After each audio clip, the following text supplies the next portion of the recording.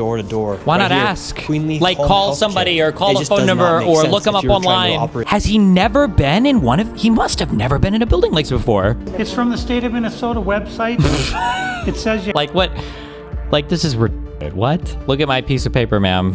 Okay, never mind. This video is a litmus test for readers. What exactly did Atrioc say about this video?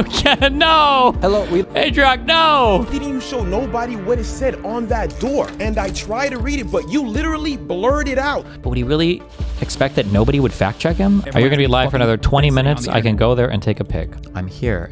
Upload Imager or a Discord and post a link in chat. I feel confident with our sunlight analysis. Wait. Digital screen in the back. Wait. Yeah, it's right there. It says this thing? child, you've never seen it. Oh shit, hold on. Oh shit, we have it. He's absolutely fucking bad faith lying. Fuck this guy. There, okay. Ladies and gentlemen, we got him. Okay, we'll watch Atrioc's video on this. So bear with me. Bearing. To catch you up, Okay. there is a massive fraud scandal unfolding in Minnesota. Catch us right up, now, Chief. Primarily among the Somali community of Minnesota. Okay. Dealing with millions, if not billions of dollars of taxpayer money funneled into things like luxury vacations, luxury cars, and massive stacks of cash sent overseas. Okay. Now I want to give credit here. The person who really blew this story up on social media and YouTube is this young guy, Nick Shirley. Here's him right now at one example we'll talk about. Here in Minnesota, massive fraud is taking place within the government and the Somali population. Here, this building alone, Quality Learning Center, is a daycare, yet they spelled learning wrong and they said leering. This daycare alone in 2025 has received $1.9 million from the government. And the strange things about these childcare centers is there's no one here right now. It's midday on a weekday. And if you were to try to go inside, it's completely closed and the windows are all blacked out. Not a great look. Not a great look. And in the video, he goes around with this. It's actually a pretty insane tag team of like a seemingly clout goblin Zoomer and like this old guy David here who's like got all the files and paperwork from 10 years of tracking this. And their combination is actually kind of beautiful. And they go around and investigate all these different buildings that are supposedly, you know, offering learning to kids or food or daycare or autism preparedness. And there's no kids, and they're all charging the government large amounts of money. So I respect a lot the work of this duo and what they did. There's parts of the video I don't like when they have AI generated Sora videos of black people throwing money in the air in luxury cars. I think it sends the wrong message, but the core journal. Just to be clear, it sends exactly the message. I know Atrioc knows this because Atrioc's not stupid, but this is the never mind. It's so hard to talk about any shit like this. I scanned through that guy's video and it looked like dog shit. It might be real though. I'm not passing judgment on the factual claims on it. But it sucks that it's so difficult because like when you see shit like this, like you're just basically trying to be racist as fuck, right? But the problem is that you might have actually uncovered some like actual real fraud. But like Jesus. Of actually going to investigate was great, and I really enjoyed it. So listen, let's back up here. When it comes to government fraud, there's a general zoomed out pattern you should take a look at. Generally, it starts with a good idea because politicians primarily get elected and get votes from having these good ideas. They might say, listen, it's a damn shame that all our kids in this country can't ride bicycles anymore. We need a government program to teach everybody, every child in America to ride a bike. Whatever, it'll be a goal, a big positive goal that you can run on. People love these goals. They vote on these goals. Me too. And then a bill gets passed. So this is the big part of the politician. They campaign on it and then they sign something. And then once they sign something, a big pile of tax dollars, whatever amount they did in the bill, now has to be allocated towards actually making that goal real. This part's rather interesting because if you'll notice, this part in green here, the goal and the bill signing, this is what we watch. This is what everybody votes on and follows up on and takes an interest in and the news covers. But this part, the actual execution of the task, we throw tons of tax dollars at things, but often do not reach the goal.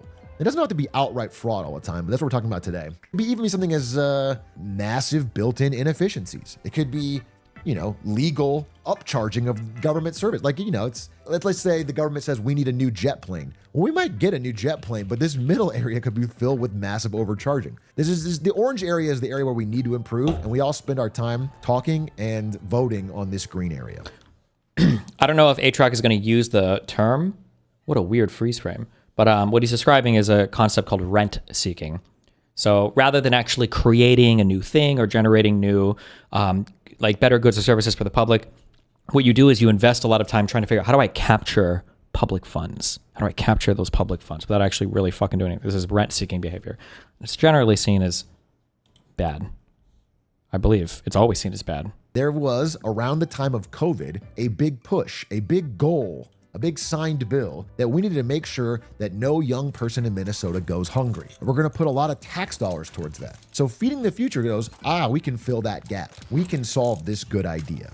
And they own a couple restaurants, Somali restaurants in Minnesota. And maybe they do originally feed a few children. I couldn't track down whether they ever did anything at all, but very quickly they realize that the government isn't really checking. They can submit the bill saying, hey, we fed a bunch of kids, and then they get a check from the government, and that's that. And so these empty restaurants start pulling in huge amounts of money, millions of dollars in child food aid. This one example, Safari Restaurant, claimed to serve 3,500 meals in a day, yet looked relatively empty. Another restaurant claimed 6,000 in a day in a town of 2,600 so it's impossible people. that they did that? It's impossible they fed that many? You might be wondering, if these empty-looking restaurants are charging for huge amounts of children, wouldn't somebody go check? Wouldn't somebody show up at the door? Sorry, Rusty Frying Pan in YouTube chat says, rent seeking is generating profit/economic rents without providing an economic value, but within the legal framework, this is just fraud if true. Actually, yeah, eject everything I just said. You're correct. Rent seeking is like the concept of like, I offer some product or service and now the government is offering some crazy subsidy and I might not need it, but like I can lobby like my politician to convince them to make the subsidy higher so I can make even more money, but like it's legal. That's true. Defrauding the government or like trying to capture public funds, but through lying or deceit, that's not technically rent seeking. That would just be fraud. I don't know if you can have rent seeking plus fraud, but you're right. Actually, that would just be that would just be fraudulent behavior. You're right. I shouldn't say this is rent seeking. It's technically a different thing. Announced and just make sure there's actually people there that they claim to be before they send the check. Normally, they did do that. But in COVID, because of the demands and the worry about people getting COVID-19, the USDA had a nationwide waiver of on-site monitoring requirements. So you no longer had to have an on-site monitor from the government come check if you were really doing what you were saying you were doing. Now, this is a very interesting document that I'm pulling up here because I had to go to the Wayback Machine to find this. And if you try to go to this website now, it's been removed. As of November 17th of this year, this is a 4 or 5 year old document. They just removed it now as this scandal is blowing up, but it is a direct smoking gun of how this fraud was allowed to become, from maybe something small to something massive. With nobody monitoring, it became the obvious choice, the massive arbitrage. There's this huge pool of money and nobody is checking. All you have to do is say that you're feeding kids. So before I go on, I want to address the elephant in the room. The vast majority of these frauds in this Minnesota example were committed in the Somali community. And I think this article by Kayash Magan, who is a Time to ban all immigrants, former fraud investigator, lays it out pretty cleanly. His experience teaches him that fraud occurs when desire meets opportunity. My community, like others, has its share of people who are poor, desperate, and seek shortcuts. Not a good thing, not a right thing, but it exists. That covers the desire. I think we focus a lot on the desire, okay? It's like if we blamed every Italian American in the 70s, when some percentage of Italian Americans were in the mob. Organized crime was big in the 70s, largely in the Italian American community. You can't blame all Italians for it. I think this is known to most people, but I just want to step up and say it because I want to call out this fraud. I think this fraud is horrible and it's wasting our tax dollars. I don't want to say that every Somali American is part of this gang, okay? I feel like I'm addressing it as well as I can, okay? I think we focus a lot on the desire part of this. That was good clarity. Of this equation. Yeah. We go, oh, this group of people are the ones that seek shortcuts. It's the Italians or it's the Somalis, okay? And if we don't have them, then nobody will ever be desperate or seek shortcuts. And I think we don't focus enough on the opportunity. The problem here in this situation is that Minnesota's public programs are not being audited well enough. Guard against organized fraud. I think there's this big disconnect between what our government says it wants to do and where the money actually ends up. It always seems to trickle away. Often, in way more legal forms of fraud. Like, for example, when you say you want to help pay for people's health care, but Legal a lot of it forms gets of upcharged fraud? by hospitals. That's legal. That's not like a scam like this, but it I don't like that term, legal fraud. That reminds me what the chatter called me out for in YouTube chat, where it's like, well, hold on, rent seeking and fraud are two different things. Legal fraud is a bit of a dumb term because it implies that it's just a totally different thing. Thinking that a company is not charging fairly for a thing is way different than somebody intentionally, with the criminal state of mind, misstating what they're doing to the government to collect funds that they have no business collecting. it's just as scammy to our tax dollars. But the problem I have with this story is that it's bringing all these people out of the woodwork that only want to talk about this type of fraud Because it's when Somalians. it's Tim Walls and Somalis. I can just tell. I can see the difference in how they act when it's Tim Walls and Somalis.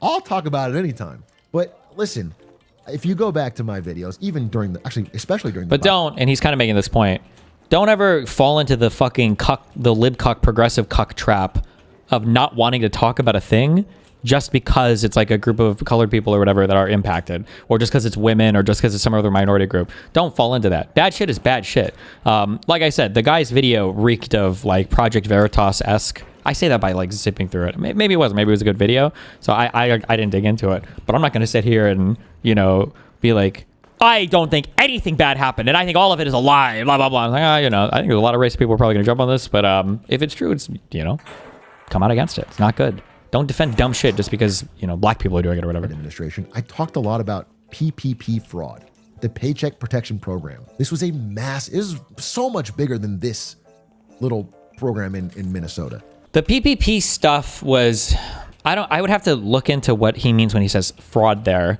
because I don't know my understanding for the PPP loans was if you got these loans, you had to maintain the same, employee base. That's not a word I'm looking for. Your employees. You had to maintain all your employees. You had to, you couldn't fire, you couldn't basically let off a bunch of people because it was to maintain your payroll basically. So so if you started also buying cars or whatever after you got your PPP loans, as long as you didn't fire anybody, I don't know if that matters or not. No.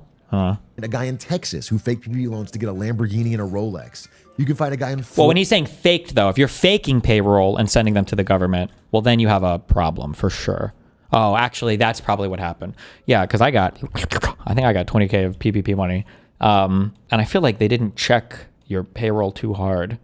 Obviously, I didn't lie on my shit because my stuff gets reported all the time, so I'm not going to get fucking felony fucked on anything related to taxes. But if you're inventing employees saying you're hiring more people than you are, then that would obviously be fraudulent, and it's not good, yeah. And again, I saw people saying this thing in Minnesota is the biggest fraud in American history.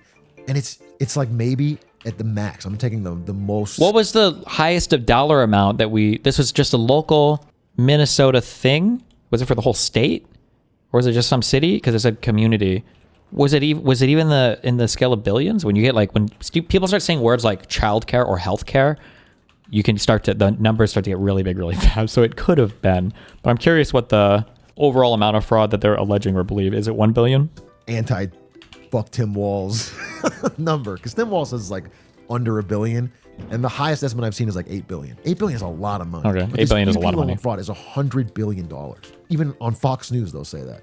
The amount of fraud over COVID was so big that our Justice Department ran. One thing that's very annoying, though, and I'm speaking in generalities, I don't know if this is true for this, is that if a program is worth $10 billion and there's some fraud there, people will say up to $10 billion of fraud in the program. It's well, hold on, is the whole thing fraudulent? Are we saying every single thing? So I'm curious, but I'm sure we'll get as people start to estimate. You should watch the original expose. I feel like it's the thing I'm going to have to use my whole brain on. Link it to me if you want, and maybe I'll... out of money trying to prosecute it and had to ask for more, which probably is a fraud of its own. I would like us as a country to seriously hold everyone's feet to the fire on if we're going to give you our tax dollars, it has to be spent appropriately. I don't want it to just be a political thing. I don't want it to be, well, okay, it's all good except for the Somalis and Tim Walls. I mean, look, on a grander scale, 47% of our discretionary budget in America, actually I think it's gone over 50% now with Trump's new bill. So over half of our discretionary spending is on defense, is on the military. It's actually not even called defense anymore. And the fucking Pentagon hasn't passed an audit in years. Not this talking point. It's just telling us they'll likely fail audits through 2028. I'm not passing an audit this year, and I probably won't for the next 3 years either. There's just a massive amount of fraud at all these different levels. That's not fraud a good is not even the best comparison word for it. at all. It's not fraud yeah. like Somalis setting up a fake kindergarten or whatever. It's fraud like nobody is checking what they're charging. It's a defense company just giving you $30,000 for a wastebasket or whatever. That is absolutely not true. Government contract, explain real quick. Apparently the whole government or the whole executive branch or whatever started a new form of like auditing or a new form of like keeping track of things. And it was expected that the Pentagon, the Department of Defense, wouldn't be able to have their systems updated to get to this new like accounting thing for until at least, I think, 2028. Was when they were expected to be compliant with like the new systems or whatever that they were putting in place for budget auditing. And but now that they've got that system that they're on the way to, everybody like phrases this as though it's a black hole. We don't know where any of the money is. They fail an audit every fucking year. It's like, no, that's not at all. No, that's not true. It's retarded. Stop. That's a dumb talking point. Don't use that talking point.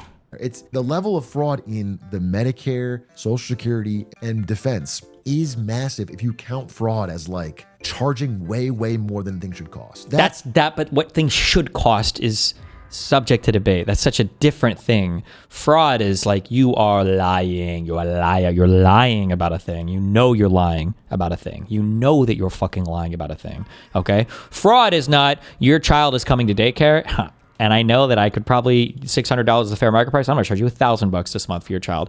That's not fraud. Fraud is I'm charging you for 5 children, even though I know you only have 1, because I know that the government is going to subsidize it, and you and I are going to split the money that the government gives you. That you're going to pay me for 5 children, even though you only. That's fraud. It's a different thing. With us just not having any follow up on how things actually get done, and only caring about what the politician says, what's their big goal? You know what I'm saying? If I'm facing Steph Curry and I say, well, my goal is to shoot more threes than you, that's a great goal. That would help me. If that was executed well, I'd win the game. But execution fucking matters. And we have way too much focus in this country on short-term talking points and not enough on execution. He's actually completely off here.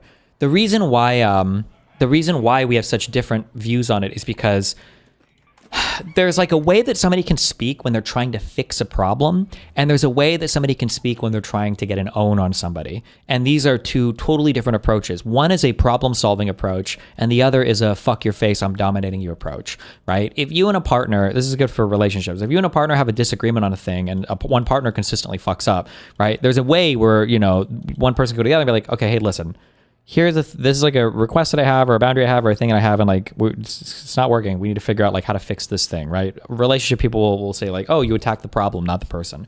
And then there's another thing where it's like, what did I tell you 2 weeks ago? And what did you do yesterday?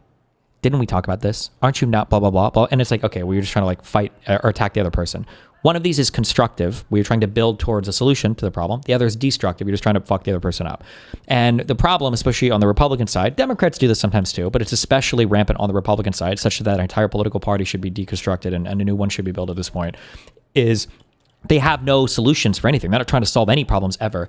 Every single fucking thing has become a playground for political ownership. That's it. And that's why you have Candace Owens and Fuentes and all these other people running amok now in the conservative party, because they realize, oh shit, we don't have any fucking values. We don't have any fucking things that we believe in. There are no principles. We don't know how to do anything. The Trump doesn't know how to govern. We're not doing anything with the Congress because we don't know how to use them. Fucking Stephen Miller is running everything behind the scenes. Trump is signing executive orders, pardoning people he doesn't know about, like, because they don't know how to do anything, because everything has been destructive with them. They've never tried to, this is perfectly encapsulated with the immigration issue under Biden at the end of his last term, where it was like, oh, well, here's a bill. Can we solve it? Republicans like, no, we're going to go ahead and keep that issue open for us to run on.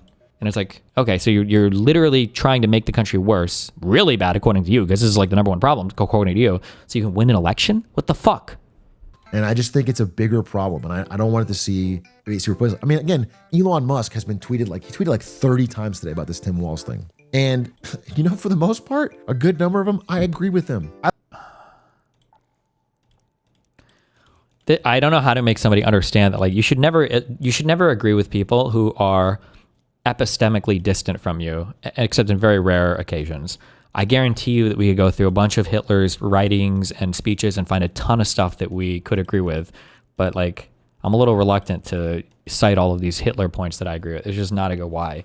Elon Musk is terminally fucking retarded. You never have to hand it to Elon Musk. Okay. I look at this reporting and I'm like, dude, this sucks. I don't like this scam. But it's just like, Elon, bro, you're acting like you didn't have the power to make a significant impact here. And then when you got it, you primarily didn't nothing. Cut anything related to defense. You didn't cut anything related to Social Security. You didn't cut anything related to Medicare. And you primarily just fired federal employees. And statistically picked things that donated more to Democrats than Republicans and cut them as more of like a fuck you. Yeah, and it was all a minor rounding error because at the end of the day, once you step down in May, the U.S. had spent 166 billion more than last year. So there was no cuts. You know what I'm saying? I guess I'm just trying to explain. I think there's people that'll click on this video that are really riled up about this Minnesota thing. And I am with you. Honestly, I am. I just want you to keep that energy, man. I want us to fucking take everyone down. If the end goal of this is that we lock up some Somalis and Tim Walz steps down, the change is not big enough. And people like Trump and Elon that have promised this stuff and make no changes, it's not big enough for me. So look, that's the takeaway. This fraud story probably will get some pretty big coverage because, to be honest, it's just a straight up bad look for someone that the right really hates, which is Tim Walz. And I would love... And the immigrant scapegoating. Woo! I would love to see material change. I guess my big takeaway is we have the money. We are the richest country on earth, man. We have the money, if it was used effectively, to do incredible things. We don't need more money, really. What we need is more effective use of it. And things like this, I think fraud is just the tip of the iceberg. I think the legal fraud is the bigger thing, but I would like to see a change. And I'm trying with this content, with this message, to get people from different political backgrounds to agree that regardless of the group or the politician or where you voted in the election, what the city is, city or rural, we have to hold these people accountable collectively or nothing's going to change. We'll just get a different rotating cast. All right. It's late here. I'm going to bed. I'd love to talk about this more. Thanks for the comments. Why would you want to rotate your cast? Isn't your arm already fucked or whatever if you have one on? That was kind of retarded at the end.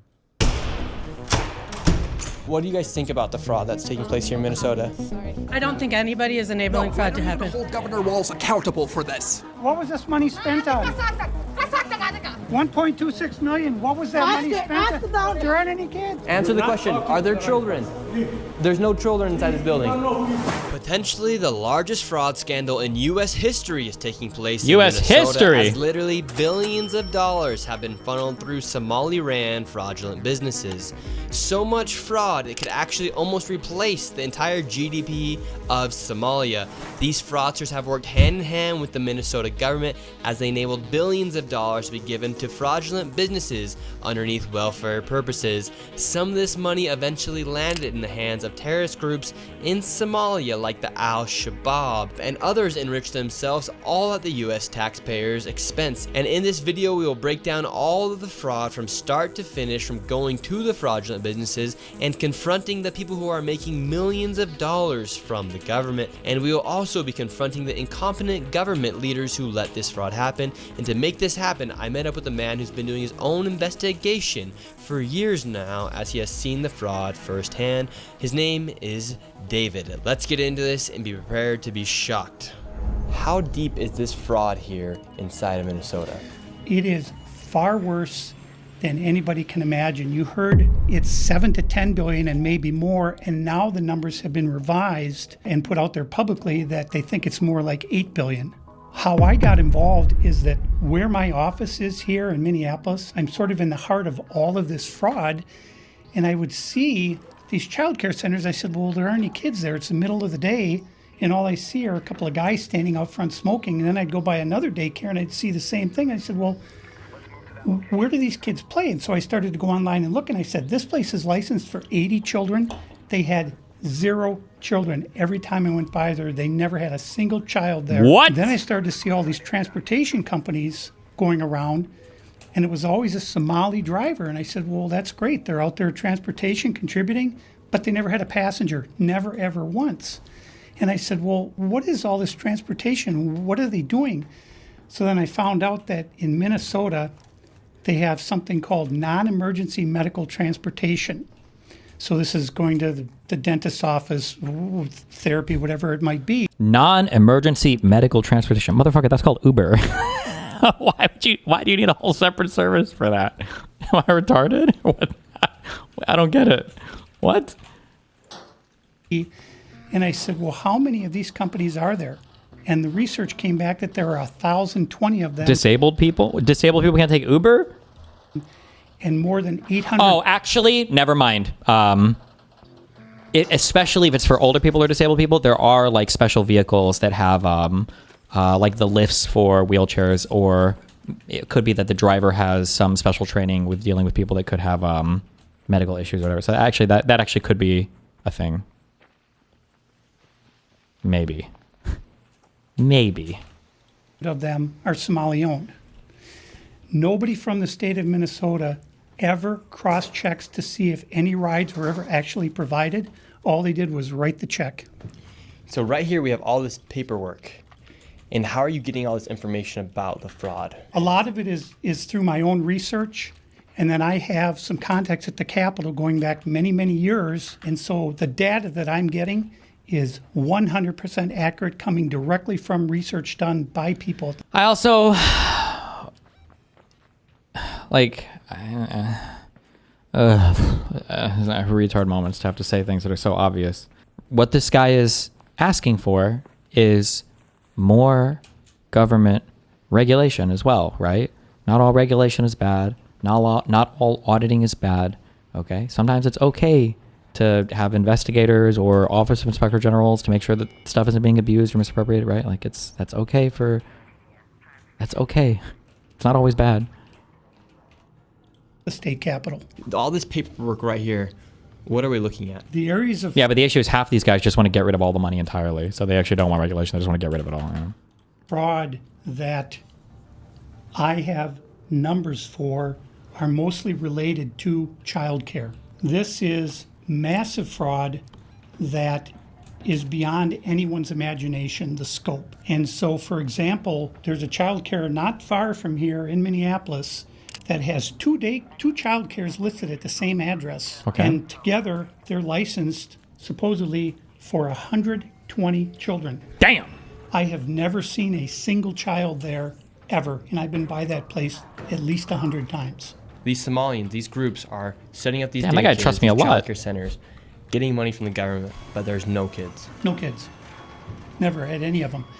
They're all fraught with violations, and even though they have these violations, they're still in operation and they're still getting money.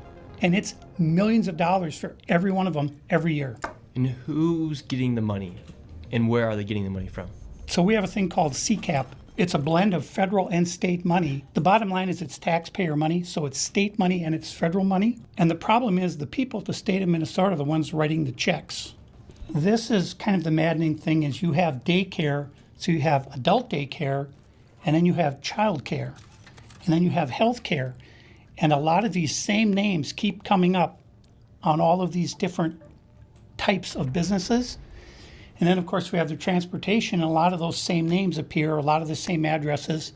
There's one building that has 14 Somali healthcare companies at the same address.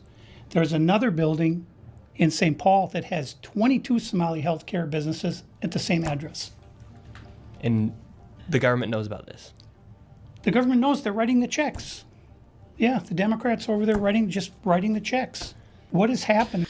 Also, I know nobody gives a fuck about anything real anymore, and this whole fucking country deserves to collapse, and I'm gonna go find another country to live in because you guys all fucking deserve each other. Not you, though. You guys are special and better. There is a huge leap from there are people here that are fraudulently abusing funds versus these people know that they're distributing funds that are being fraudulently abused. Now, maybe this video will go on to demonstrate that. This guy hasn't given any proof of that yet. Just saying that somebody is giving money to somebody who's defrauding them is not saying that the person knows they're being defrauded. Now, again, maybe we'll establish that in the video, but we'll see. Is that the Somali community is a very closed community. They will not speak to anyone outside the community and talk about what's going on within the community. They vote as a block. And so when you're a politician, you're saying, look, I've got 100,000 people in Minnesota that if I do something for the community, they're going to vote for me. And that's what it's all about, is getting the votes, and then the people here in Minnesota, you hear this term, Minnesota nice. I'm so sick of that term. The people here are so afraid of being called a racist or an Islamophobe, and they're afraid of their own shadow. And I don't understand. This is our future generations are going to have to pay for all this fraud, and they just want to bury their heads in the sand and go on and just not worry about it. Tim Walz saying there's organized crime in Minnesota. What did he do about it? Nothing. You got organized crime? What are you doing? This is the Minnesota law, which mandates that anyone who knows of fraud and is a state employee must report that fraud.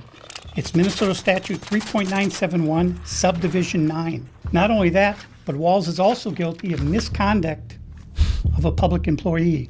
When I look at the world as a whole... Well, if Walz publicly says there's a lot of fraud, does that not... I'm sure there's an official reporting mechanism, but I mean, like, he's the governor. What is he? I mean, like, is he supposed to go out as Batman and do something about it? Did he not direct the state attorney general to look into it? Or, I don't know, not the state DOJ. And I look at fraud. The Twin Cities is ground zero. The fraud is worse here than anywhere else ever in history. In history? We're going to go confront these people. We're going to go to these daycare centers. We're going to see what's actually happening. Let's So go! we have to be careful because these people are very dangerous, violent. exceptionally. Now, with all of David's evidence, we headed out to the streets of Minneapolis to see how much fraud we could uncover in one afternoon. Where are we going now? We're going to a place called Mako Child Care, which actually has another child care registered at the same address called Mini Child Care Center. Okay. So we should see lots of children if there's this child care center, especially if there's two. The two of them combined are licensed for 120. Okay, that's crazy, but it looks like there's a person here, so hold on, let me focus for a sec. And how much money have these child care centers received? None of those vans had moved in 6 months. None of them. In 2020, one of them received $1.3 million. In 2021, they got $987,000. In 2022, they got $714,000.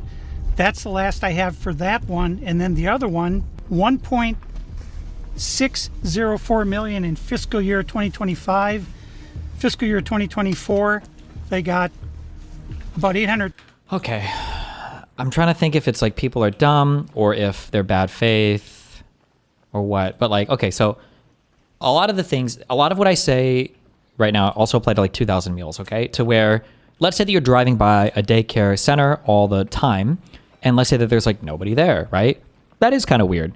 But the problem is people will just say like, that's really weird. And then they act like they've uncovered something huge. And it's like, why not like do a like more formal or more scientific approach, right? So again, I don't know how this video is going to go, but like if they literally just go and camp out for one afternoon, why not like set up, somebody to go and check at like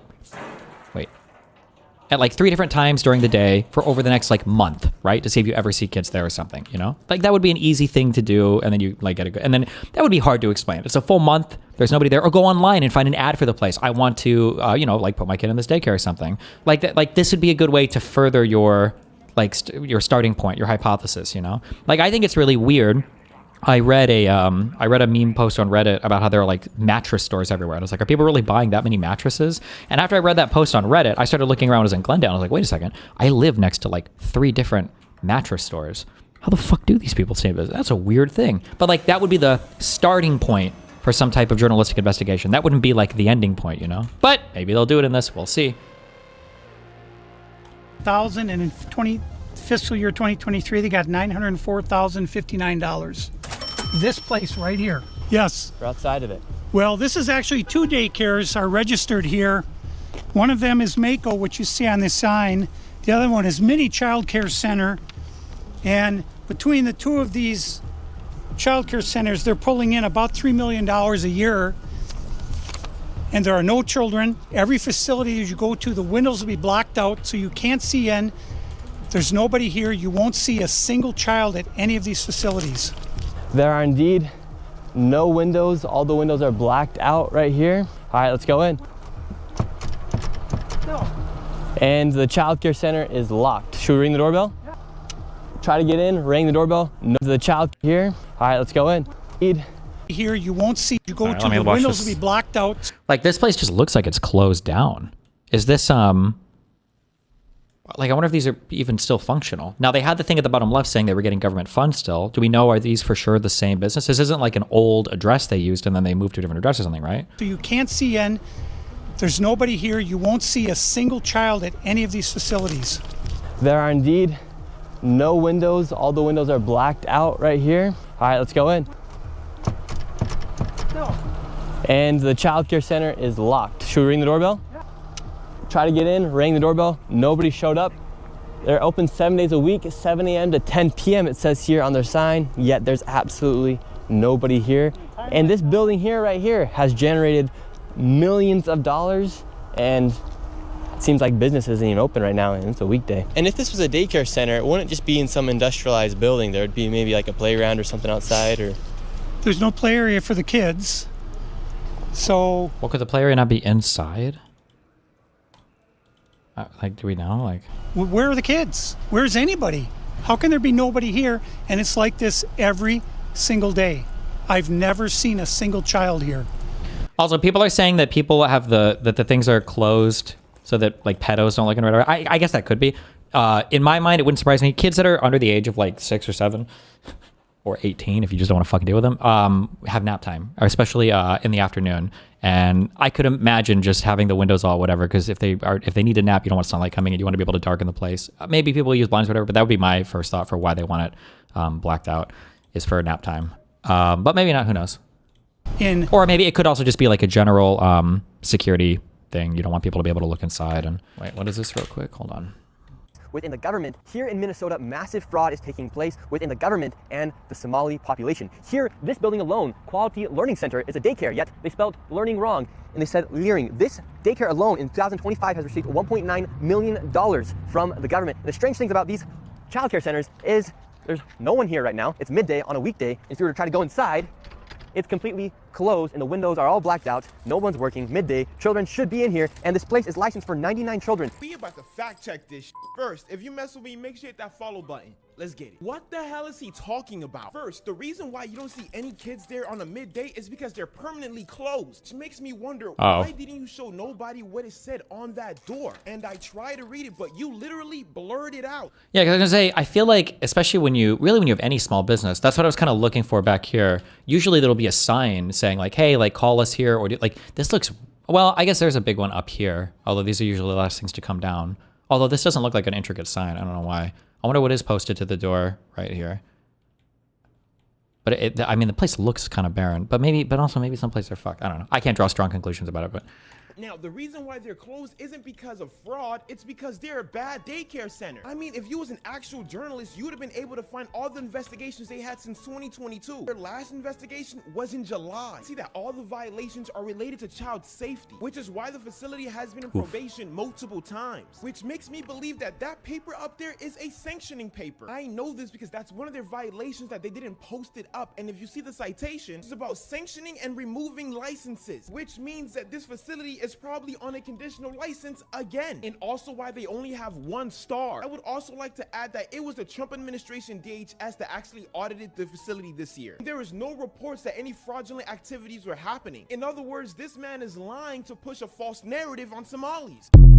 So this is a thing where I try to tell you that if you're looking, like how a person responds can be indicative of the things that they believe, but it can be indicative of the type of information that exists, because if other information were to exist, you know that they would respond in a different way. So for instance, assuming this guy's research is correct, and this has 0 comments, I don't know when this was posted, 8 minutes ago, whatever. Now maybe this guy's getting the wrong address or something, but I would imagine that this guy seems, now I don't know this guy's background, I am making assumptions here just based on the video so far. But it seems like he's pretty ideologically pushed to one side. So he wants this story. He wants Somalians to be the bad guys here. I feel like he would look up these daycare centers to see if any of them are closed. I know this isn't the same address that he was looking at this one, but maybe in another part of the video will come up. So it seems like he would look this stuff up. I feel like he would look this stuff up. And if he did look this stuff up, if there was something saying like this place was closed because Somalians were eating or abusing children, that he would be reporting on that. But he didn't find that, so he just didn't report on it at all, you know? So I feel like he must have tried to look this up. He found an answer he didn't want, and then he didn't put it in. But would he really expect that nobody would fact check him? I don't know. All Why would they have a sign on the building in the first place? Assuming they're trying to scam the government, wouldn't the scammers want to make the building as bland as possible, not to draw attention? Well, the idea would be you would have the outside look kind of formalistic so that it would fool the neighborhood or whatever, but... Millions of dollars, and it seems like business isn't even open right now. I mean, 25, 30... Fuck me, dude. I just want to play video games. Fuck all this. I don't care about anything. This fucking gimp-ass country. 25, 38... 25th Ave South. Did he say he's in Minnesota right now? Or Minneapolis? Mini Child Care Center. Who's responsible for investigating like daycares and stuff? Investigation. Oh, DHS license lookup.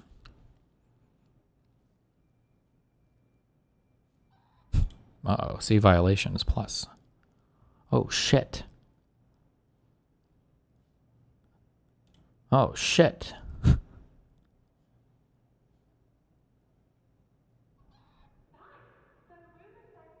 Okay, so these people did have a lot of violations. And this is this address. 2538 25th Avenue South.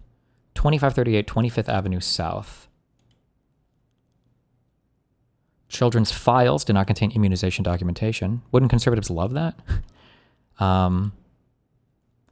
The relocation, site, and evacuation route for the emergency preparedness plan was not posted. Program not comply with monthly crib safety inspections. You're going to check out my crib. Areas used by children were not in good repair. Equipment and furniture were not in good repair. Program space was not clean. Products to control diaper rash were not properly labeled. Oof. If you've ever had to change a child's diaper or whatever, children that have like really bad diaper rash, I feel like this is always one of your big like neglect indicators. Not to come down too hard on parents that just like to let their children sit in their own filth, but because fuck kids, you know, not in the Epstein way. Equipment and furniture not good repair. Damn, these people, they must have pissed this guy off, whoever came out to audit them. Okay, so these guys had a lot of violations, which means somebody...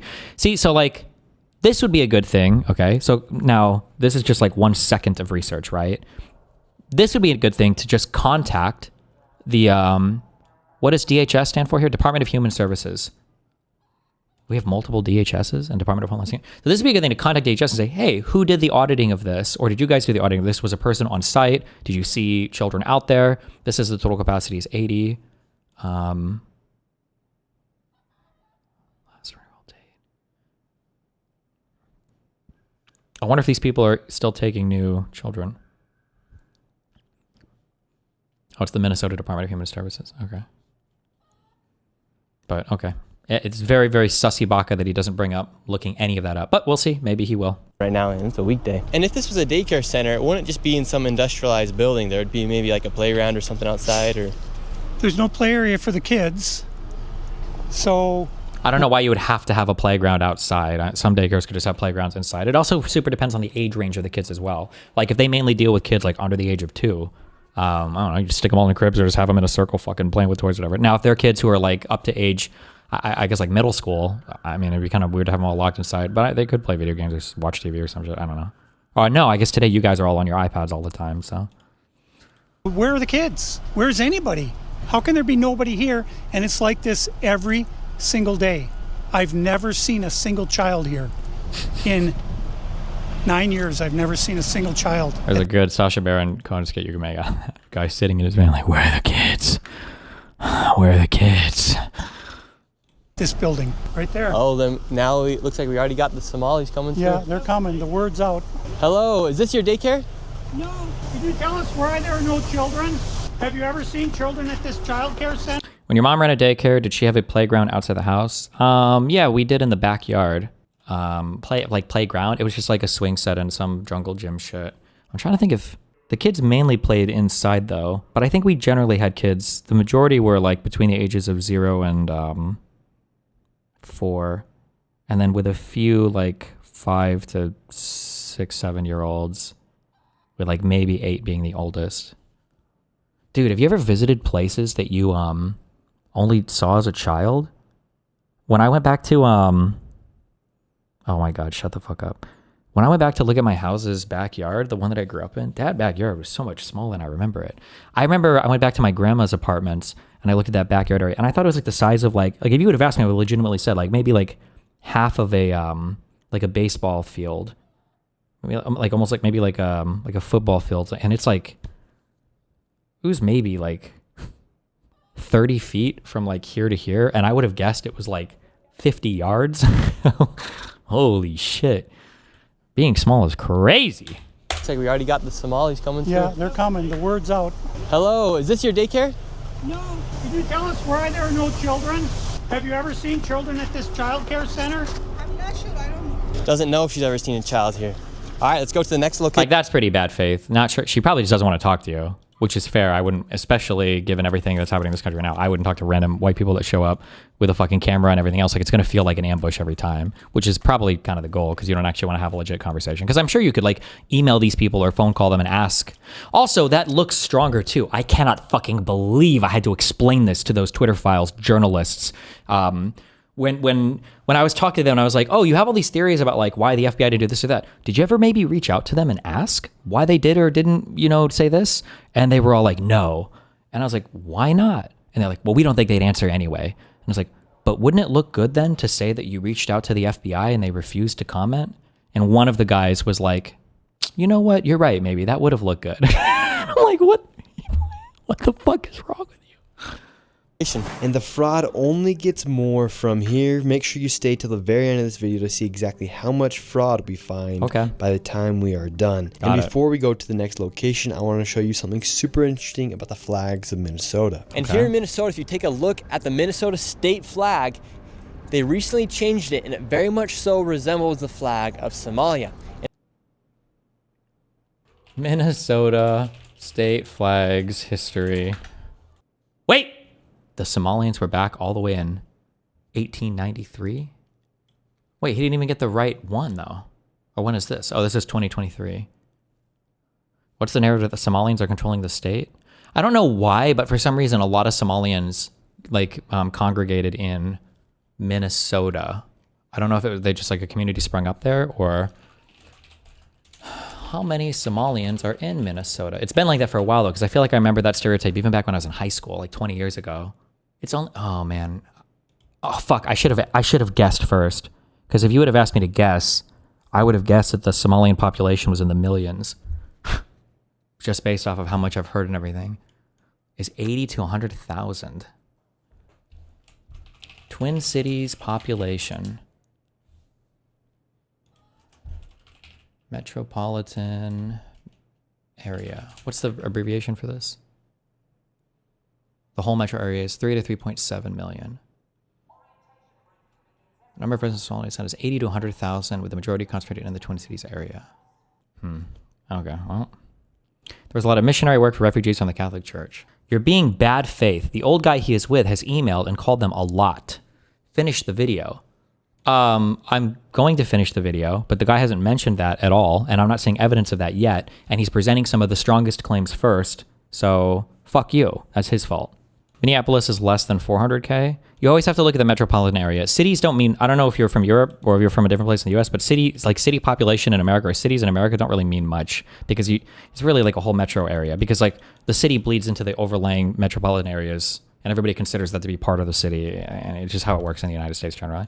I live in Minnesota, and the Somali flag shit is the dumbest thing ever. The person who submitted the flag design was some rural white guy. One of the biggest owns that Pierce could have pulled out against Nick, but I guess I didn't get this in their research, was Nick complained about crime and black people committing violent crime and all this so much.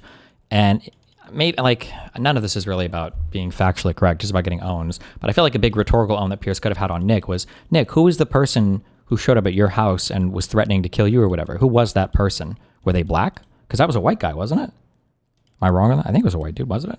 It must have been, because if it was a black guy, I feel like they would have endlessly talked about that now. 1 week free and 3 months at 50% off. And now let's get back into the video. Now we're going to the next daycare center. How much money has this one generated? This one, in fiscal year 2025, $1,042,059. In fiscal year 20... It was some white lady? No. I'm not talking about the people who were outside, like, shouting at Nick.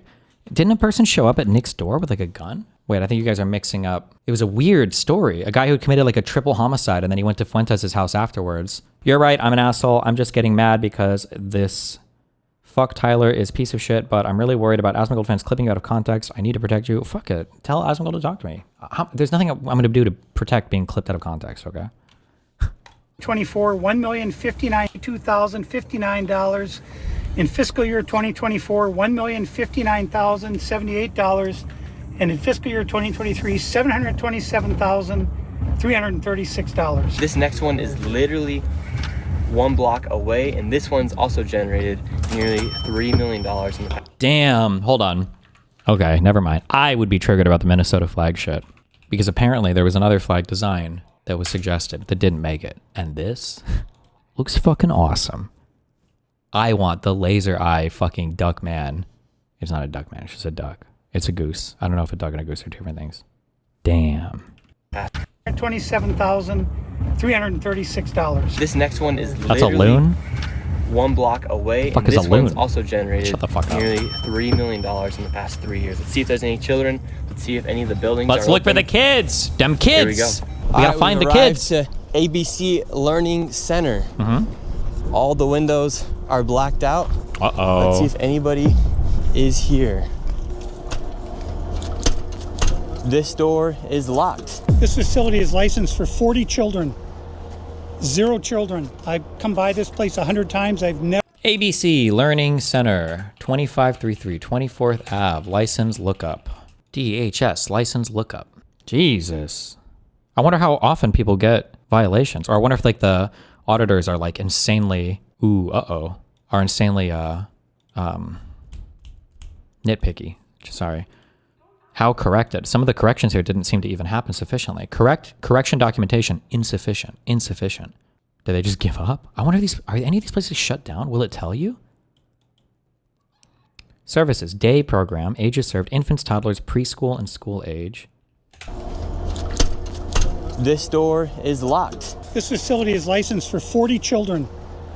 0 children. I've come by this place 100 times. I've never seen a child here ever. 100 times? The only thing I've ever seen is someone standing outside smoking. What's crazy about this is that last daycare center is that green building right there. And the other daycare center right now is right here. These buildings should be operating as they're receiving literally millions of dollars. I knocked on the door, and to my surprise, somebody actually answered the door. Hello? Keep in mind, this is literally in the middle of the holidays. Is it though? My guess is this would have been filmed in early December, right? There's no way he's doing a turnaround on this video in like 2 days. So if this video was launched December 26th, did he say a date for when he was going out doing this? I feel like it would have been early December or maybe even late November, whatever last month was. Can we speak? I would like to check a child in the daycare. Why? Can I speak to a manager? Where can I get paperwork to file for my son? I wanted to put my son Joey in daycare. And after a few questions, the lady went silent. Looks like little Joey Shirley ain't going to daycare here. And now where are we going? Now we're going to Sweet Angel Child Care. We're in the middle of a strip mall here inside of this neighborhood. In fiscal year 2025, this facility, which says it's licensed for 74 kids, was paid $1.26 million in tax money.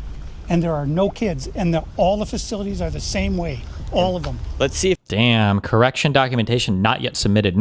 So it wasn't even sufficient. They didn't even try.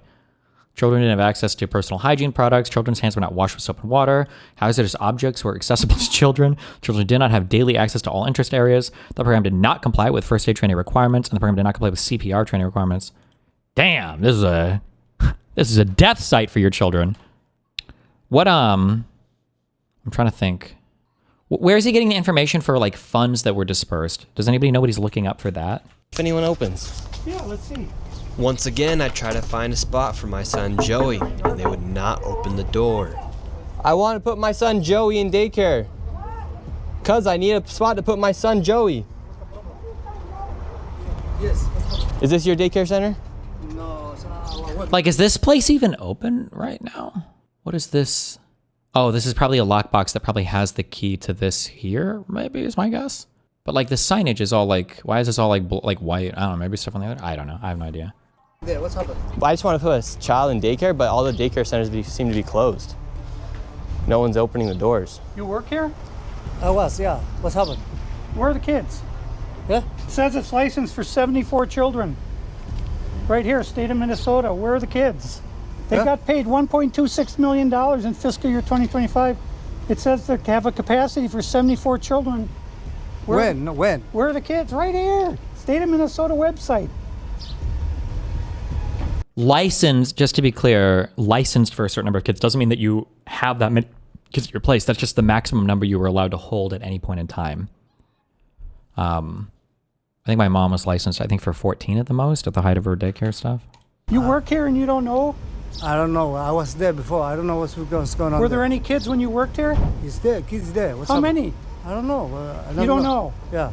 You worked here. Okay, well then you're not of any help. Can I put my son in a daycare here? No, I don't know. Can I speak to someone? Bite the bullet, dog. This was really incompetent government spending. There were food banks begging for donations while fake NGOs were getting millions. That's a bait message, right? One? No, I don't know. No? Yeah, I would like to see if I can put my son Joey here. Who's your son, Joey? My son Joey. Can I check out daycare center? No! You're a liar. I'm the owner. Do you put your kid here in this daycare? No. There is one child in there. Yeah, I'd like to know if this is a legit business. Me, I'm scared of you too. How come I explain everything? You're scared of me? Why would they get the subsidies in 2025 after the violations in 2024 and not submitting evidence of corrections? Well, it looks like they did submit evidence of corrections for 2024. This visit right here was literally like 3 weeks ago. For 2024, it seems like they did correction, documentation, submitted and approved, blah, blah, blah, blah. So they were, it seems like that did happen here. And then in 2025, this was their last review. Oh, actually, I'm sorry. So maybe this isn't even that bad. I don't know. Because if this was literally 3 weeks ago, I don't know how long they would have to submit evidence of stuff. Yeah. Yeah, Why? because of your curry. Because of my color. You said you're scared of me because of my color. Does that make you a racist? Yeah, no. But no, you, no. you said you're scared of me because of my color. I'm not saying you're racist. You said you're scared of me because of my Like this guy, this is just like a rage baiter interview as well, right? Like, color. That makes you a racist. So okay. right now, This is my they're all tax getting money. mad because he's shown the I paperwork don't of this know that. business being registered as a business. 74 children, I've no lived my children. whole life We here. saw one child when the lady opened up the door. So But now where did they're this all money getting mad. Wait, is that a real thing Somalis do? Did anybody hear the force in me? Hey, was that a real thing? Did anybody hear it? Wah, wah, wah, wah, wah. When the people would always, the Ugandan stream snipers on Force and Stream. And we saw one child when the lady opened up the door. So But now where did they're this all money getting mad. go? What was this money spent on? 1.26 million. What was that money spent on? There aren't any kids. Ask the owner and the kids. Well, then why are you talking That's for not the my owner proof. if you're That's telling me not to my talk proof. to the I'm owner? sorry. I'm not understand what you're talking about. Do you have a child here? No. Does anybody? No. Queen. Where are the 74 kids? Did you lose them? Ain't my kids. Did you lose these kids? Do I need to call someone? Do I need to issue an Amber Alert for missing children? Are these children missing? It's not my business that children are missing. 74 infants and toddlers, preschool. The proof's right there. There's no children anywhere. It's from the state of Minnesota right here. I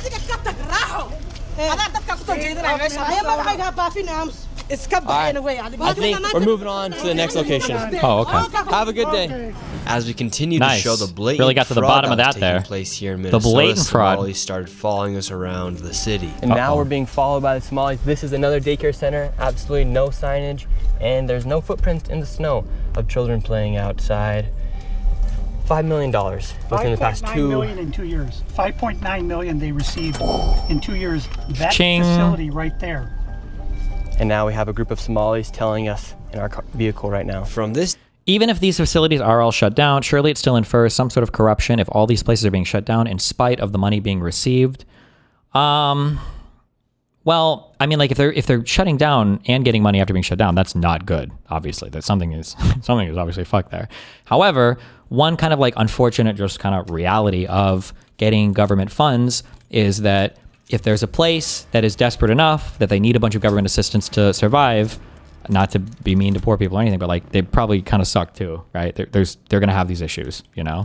That's just an unfortunate reality of, you know, socioeconomic status associated things or causally related things, I guess, if you want to say. Daycare center, we headed over to the infamous Quality Learning Center, which actually spells quality. I think this is one of the conundrums you ran into with like the No Child Left Behind stuff, where it's like, oh, well, we're going to set metrics for if schools are doing really well, we're going to reward them with more money, and if they kind of suck, then we're going to take away their funds. And it's like, yeah, sure, but the ones that suck are kind of the ones that need, you know, the assistance the most. Why are there cockroaches all over my gun bench? How could you work with these motherfuckers crawling around? That's gross. We have a group of Somalis telling us in our vehicle right now. From this daycare center, we headed over to the infamous Quality Learning Center, which actually spells Quality Leering Center on the outside of their sign. That AI. DHS randomly visited these daycares. Surely there were kids there when the visits happened. That's why I'm saying it would have been good for them to contact, you know, the Minnesota DHS and find out, hey, what the fuck happened? Yeah. That's how blatant this fraud is here at this daycare. Don't open up! So this is Quality Leering Center. I meant to say Quality Learning Center. Don't open They up! said they spelt learning wrong. Don't open up! How do you have ice here, ma'am? I'm literally a YouTuber. Don't open up! Ma'am, what do you think about the fraud that's taking place here in Minnesota? Don't open up! We have ice! And what do you think about this place being licensed for 99 children Don't open up! and getting $4 million over Don't the open up! It's ice! 4 million? Wait, so real quick. So is there any public source for where he's getting this money from? Like the dollar amounts he's getting here? $1 million in the last 2 years. Go away! What do you think about that? Are you in Go favor? away! Are you in favor of that? Go away! You know You're what not welcome here. Are you- Shame on you! Are you in favor of $1.9 Shame million on you. It's going ice. illegally, Don't open up! fraudulently to this business that has Quality Learning Center but can't even spell learning right on the door? Destiny, these guys are MAGA retards and rage baiters, but doesn't it seem like something strange is going on here? Or am I just easily manipulated? LOL by Veritas tier shit. Not a bait question. Well, I mean, you're easily manipulated. We all are easily manipulated. You can look at stuff that looks weird. Sometimes there's stuff that's like really fucking weird, but then you'll get an explanation like, oh shit, this makes sense, you know? But that's my biggest issue with a lot of these bullshit like Project Veritas exposés, or I said like 2,000 Mules, is that like, this is like really good, these are really good questions to like build an investigation on, right? Like I said, like if I was driving around and there was some daycare center and it was like empty all day, I think I would be like,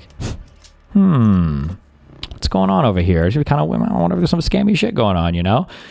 Which is a totally fair question. But then you would like do some real investigative work and you'd reach out and you try to contact people to figure out, well, what the fuck is going on? But absent any of the investigation stuff, it's sussy baka. It makes me wonder what the actual motivation is here. Like if you really gave a fuck, why wouldn't you reach out to the state and figure out? You had auditors come out to this location. What? But we're not even halfway through this video, so maybe he'll do that. We'll see.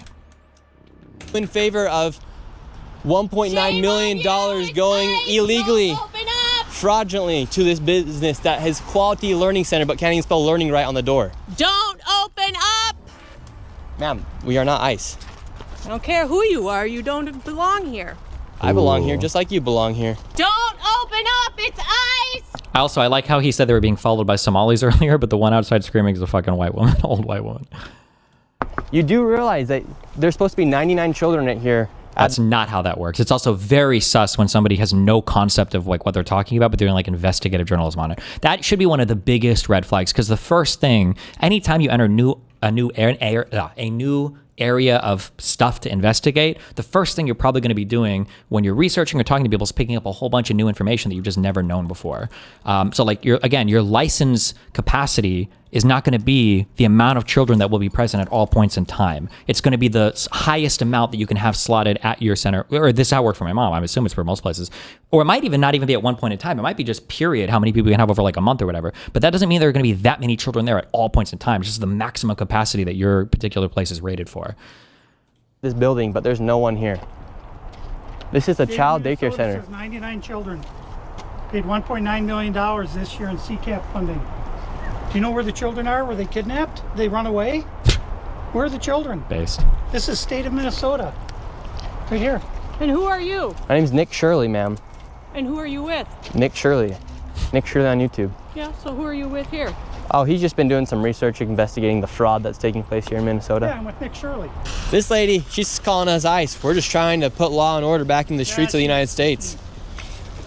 Get rid of all the fraud. Have you ever seen children at that daycare center right there? Where? Yeah, it's right there. It says the child, you've never seen daycare. Never. Anybody in there? We're gonna educate you on something. So what do you think about this daycare center? They spelled learning wrong. They've received over $1.9 million this year alone, and they're supposed to have 99 children here. I don't see it. 99 children. Have you ever seen keep any saying children here? None, not at all. None. This year they got 1.9 million. Last year they got 1.5 million of your tax money for 99 children. We just want to know where are the kids? Right. Where are the children? I don't see them. I've been here since 2017. I haven't seen anybody like Never that here. seen a child here. No, not at all. And so you've 8 never years. seen a child here for 8 years? Nope, not at all. And how does Wow. that make you feel knowing that this place is receiving Disgusting. $1.9 million? It's disgusting. I mean, what the hell? They What steal the the hell? money. That's a federal grant too. That's, you know, if they get caught for that, it's a federal offense. I know. I studied law.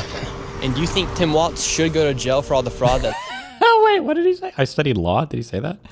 I mean, what the hell? They steal the money. That's a federal grant too. That's, you know, if they get caught for that, it's a federal offense. I know. I studied law. And do you think Tim Walz should go to jail for all the fraud that he's enabled here in his state? That's him doing this? Well, heck yeah. He's got to be held accountable for this. I mean, there's no rhyme or reason what's going on here. It's simple. It's nothing there. It's a parking lot. And look, they even spelled learning wrong on their sign for a Wow. place that's supposed to be educating children. That's crazy. I mean, who runs it? Who supposedly runs it? Somalians. You said that a long time ago in a debate. I said I studied law. I feel like studied implies you went to school for it, and I studied law sounds like you have a JD. I'm curious what the context of me saying that would be in, but okay.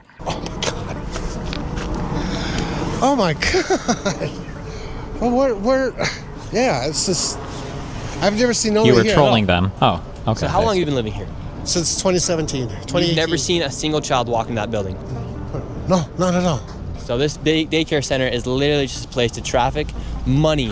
$1.9 million just this year alone. And this guy's been living here for 8 years and has never seen a Maybe I misheard, but it sounded like he said, I don't know, I didn't study law. Oh wait, sorry, hold on. Well, who runs it? Who supposedly runs it? Somalians.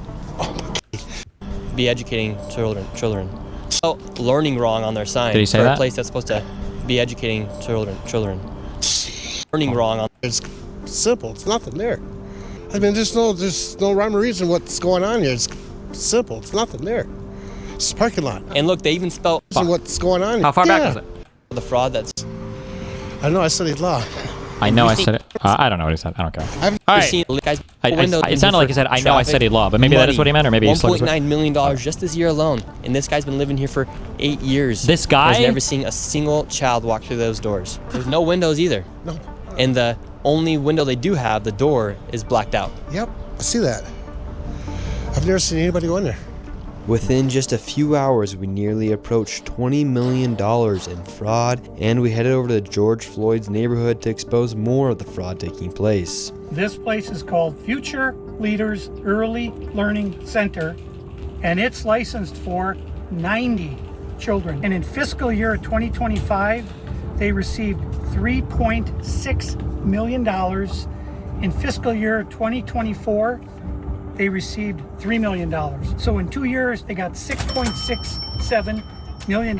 Wow. Claiming they have 90 children every day of the week, 5 Wow. days a week. I mean, let's these find people out. are making just about more money than NBA athletes. And we don't even know if they're paying taxes, but we don't know where this money is going. Is it going to terrorism? Where is it going? But it's Wait, what? and we don't even know if they're paying Just about more money than NBA athletes. and we don't even know if they're paying taxes, but we don't know where this money is going. Is it going to terrorism? Where is it going? But it's theft, it's fraud. And the reason I'm involved is I want it to stop. I care about Minnesota. I'm doing this for the people of Minnesota. I don't make a dime off all this time I've spent on this. I put my life at risk several times, but I'm Why are you watching this garbage? One, because my chat asked me, and I love and respect my chat, and I will always do what my chat asks, because I love my viewers. But also because this is probably going to be the next conservative slop talking point for the next few months. Or month, or it depends if they find some other new slop talking point. determined to see this through and to correct what is wrong, what is evil. Here at Future Leaders Early Learning Center, this building received over $3 million. Hello, how are you? I would like to see if I could bring little Joey, my son little Joey here. Is there paperwork or can I check out the daycare? No? Why can't I check out the daycare? Manager's not here.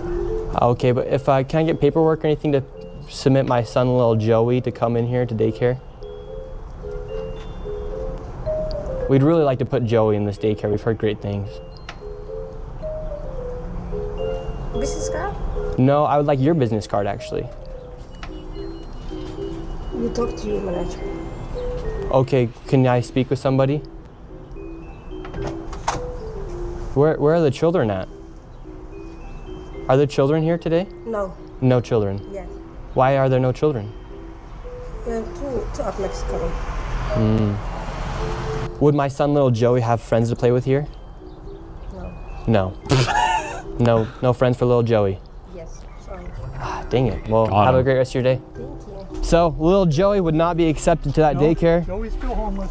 Joey's still looking for daycare. And because little Joey couldn't get into a daycare, we went to an autism center, as they have been popping up everywhere as a rise of autism has occurred here in Minnesota. Oh my Because God. of the government funds that they're receiving, I tried to check my son Joey into an autism center. We've been going to a lot of these daycare centers. We're trying to find a spot for our little boy Joey. That is sketchy as fuck. Absolutely not. If you're trying to do something with a business and you don't go through proper communication channels, people are always going to look at you very sketchy. Especially like if you're, I guess I can't necessarily speak to signing up for daycare, although it's probably the exact same. The fuck are you guys doing? If somebody were to like show up knocking at some place and be like, hey, I really want to, do a thing or whatever, like most business owners or most employees are going to look at you like very sussy, weird. If you're going through like very atypical channels, that's just like super normal. And then on top of that, I don't know how visible this guy's like camera crew is. If it's just a guy with an Osmo 3 or if it's like an actual like big camera, like they're going to be looking at the guy real weird. The woman looked like she was looking at something different, but she could have also been looking at the street because she didn't want to make eye contact. Also, that woman's eye looked like she was fucked up. She even said, did you talk to X? Yeah, that, like everybody's going to be treating you very sussy there, especially in today's day and age and all that. So is it not proper to show and see the daycare in person with a meeting? Yeah, but they're not just going to let in any random person, right? She probably, my guess is she probably shouldn't have even said that there were more kids coming at 2. That was the sussiest part of that video. I remember even people at a restaurant would fuck this up, and it was annoying. Sometimes people would call in and they'd be like, hey, I'm looking for Sarah. I'm her boyfriend. And you'd be like, oh, she's at work right now. And they're like, oh, do you know what time she gets off or whatever? I just want to, because I'm picking her up. And you're like, oh, I think she gets off at 4. Like, some newer people would like make this mistake, and it's like, no, you don't tell people anything on the fucking phone. You don't know who the fuck just called. You don't know if that was some fucking weirdo or some stalker or her ex that wants to fucking axe murder her. Like, why are you giving? You should never give any of that information. You always say you can call my manager here, or you can go through the website here. But like, you generally just don't help people on unofficial channels because it just opens you up. It's just one of those. Yeah, I don't know if you say OPSEC or whatever. It's just one of those things where like you just should never be in a pattern of giving out information or talking to people through unofficial channels like this. It just leads to weird shit. You don't want to let people, especially into a daycare. Would this not be like showing up at a private school unannounced and without a kid? Sure, maybe. Or even with a kid, it would be like, hi, I've just brought my kid here. I need you to watch him now. Like, I have nothing. Like, it's weird. Yeah, that's just weird. But No! we thought maybe we could check him in the autism center. Because none of the daycare centers are open. Yeah, and how many kids do you guys have at this autism center? Very mean. I can't give you a number now. Like more than 5? Probably, yeah. Probably, so you don't really know? Yeah. It seems inconsistent when you defend sketch illegal activity just because it's on your side. Is that a troll comment? I think so. If you try to one-guy me by just saying random retarded shit, I'm just going to ban you. Okay. There you go. What do you guys think about like the fraud that's been labeled on the autism centers here? What do you guys do think about the fraud, or how come the autism centers are popping up? I can't answer. What news? Are you a news reporter? My name's Nick. We're doing a little documentary trying to find little Joey a spot to put himself in one of these centers here. Because there's... So why are you asking us about the fraud? and stuff like that? Yeah, because we want to make sure we're going to... Oh, so see, that's like... So that was really sussy. Hold on. Wait. Or maybe I missed it. Hold on. Because I banned that gunshot. Wait. We've been going to a lot of these daycare centers. We're trying to find a spot for our little boy Joey. But we thought maybe we could check him in the autism center. Because none of the daycare centers are open. Yeah, and how many kids do you guys have at this autism center?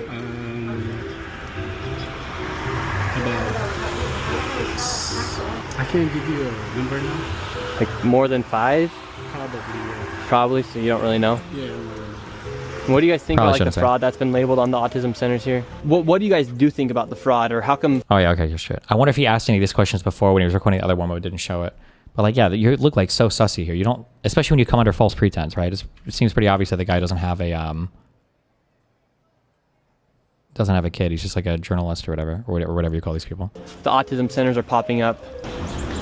I can't answer. What news? Are you a news reporter? My name's Nick. We're doing a little documentary trying to find little Joey a spot to put himself in one of these centers here, because there's So why are you asking us about like the fraud. frauds and stuff like that? Yeah, because we want to make sure we're going to legit business if we're going to bring our little boy Joey here.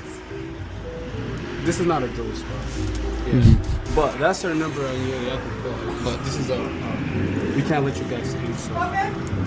Okay, thank you. So once again, little Joey, he can't even go to daycare, and now they won't even accept him if he has autism. And again, no kids. Couldn't tell you how many kids they serve.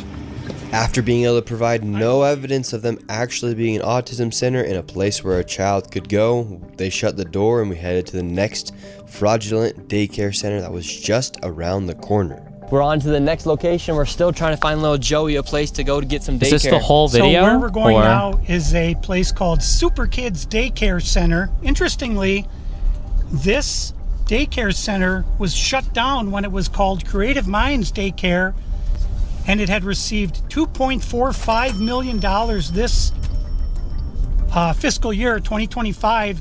They had to shut down because there were so many violations, and they went and they just reopened under a new license, and they renamed the center Super Kids Daycare Center, LLC. So they got shut down, then started another one. Literally the next day. Creative Minds Daycare, $2.45 million got sent to this daycare center. We have empty parking lot. We do have a bus here. This is different. We'll see if we see anybody. I knocked on the door, absolutely nobody was inside, and once again, no children could be heard anywhere. So David, Anywhere. once again, another child daycare center. We have a bus out here. No one's inside. Licensed for over 50 kids. No children anywhere, but yet millions of dollars every single year. So That's the crazy. sign says Creative Minds Daycare. They got in so much trouble, they had so many violations that they had to shut down, and they reopened the next day under Super Kids Daycare Center. You see 3801 Portland, 3801 Portland, which is where we are. So that's fraud right there alone. Well, but did a new business come in and buy up the place? Especially if that's pretty common. I know I can only speak to restaurants, I guess, but it's probably common in all industries that like if a place was previously partitioned or was set up for like a restaurant and one goes out of business, the new owners will probably buy and put another restaurant there because it's already wired for gas and has stove and everything else. Like, do we know anything about who the prior owners are? I imagine the licensing is all probably public. Are the new owners the same prior owners? If a business gets shut down for failure to adhere to whatever licensing stuff, does that mean you're not allowed to ever start a new one? Or they're claiming it's the next day though? Yeah, but you need more information. There's so many more questions to ask here to actually say, to make a statement as strong as fraud. That's a strong statement. Is it common for it to be done in a day? I don't know, but you don't know either, right? Like for instance, maybe it's the case that when a daycare is determined to be fraudulent like this, maybe the shutdown notice is given and they have to shut down in like 2 months or something, right? So maybe if somebody else gets a notice of that, especially if they already have like a customer base, maybe another player is ready to step in and buy it and take over as soon as it shuts down. Maybe I don't know. I don't know the answer to that. But this guy isn't giving us those answers either. You know, Millions and millions of dollars, and again, the kids are missing. Where are the kids? You'd think if they had the same address, that whoever's inside or working at the Capitol here inside of Minnesota would just say, oh, maybe that's a red flag. They just write the check. Human Services, they got to clean out the whole bunch. They're the ones who enabled this fraud. How can you not look and say, wait a minute, these two are registered at the same address? On top of all of the child care centers, that's just only a small piece of the fraud. What other fraud are they committing here in Minnesota? So another major piece of the fraud is the home health care industry. Where we're going now is a building that has 14 Somali-owned home health care companies in the same building. 14 of the same healthcare companies in one building. 14 home health care companies with different names in the same building. How bad has Tim Walz managed the budget here inside of Minnesota? So the last biennium, we had an $18 billion surplus. Wait, is it? What is the? Wait. Did I miss it? I'm sorry. Did they establish fraud, or was it just because there were all these things in the same building?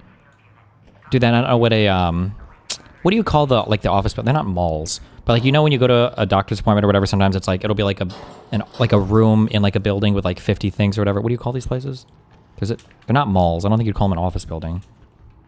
An office block? Office park, maybe? I don't know. Maybe like a complex inside a suite, office suite. I don't know, maybe. Shared office building. Did they go in look at this, or are they just assuming because they're all at the same address, it must be one giant fraudulent? This biennium, we have a $6 billion deficit.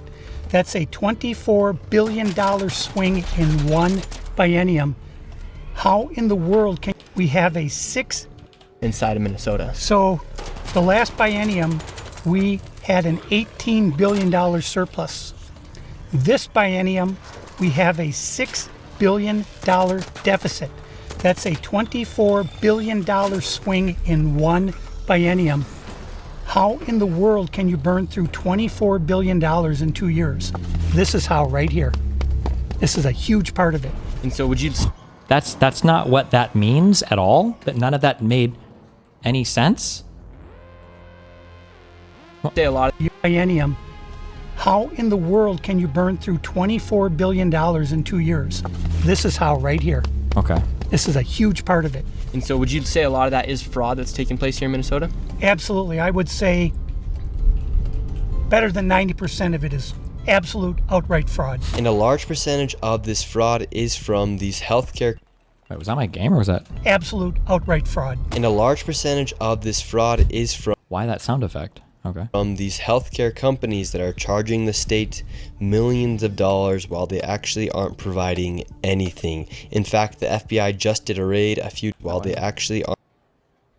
aren't providing anything. In fact, the FBI just did a raid a few days ago on a building similar to the one we are about to enter. Inside of this building, there were 14 of nearly the exact same businesses offering the exact same services. Right here, you have a list of all of the healthcare companies.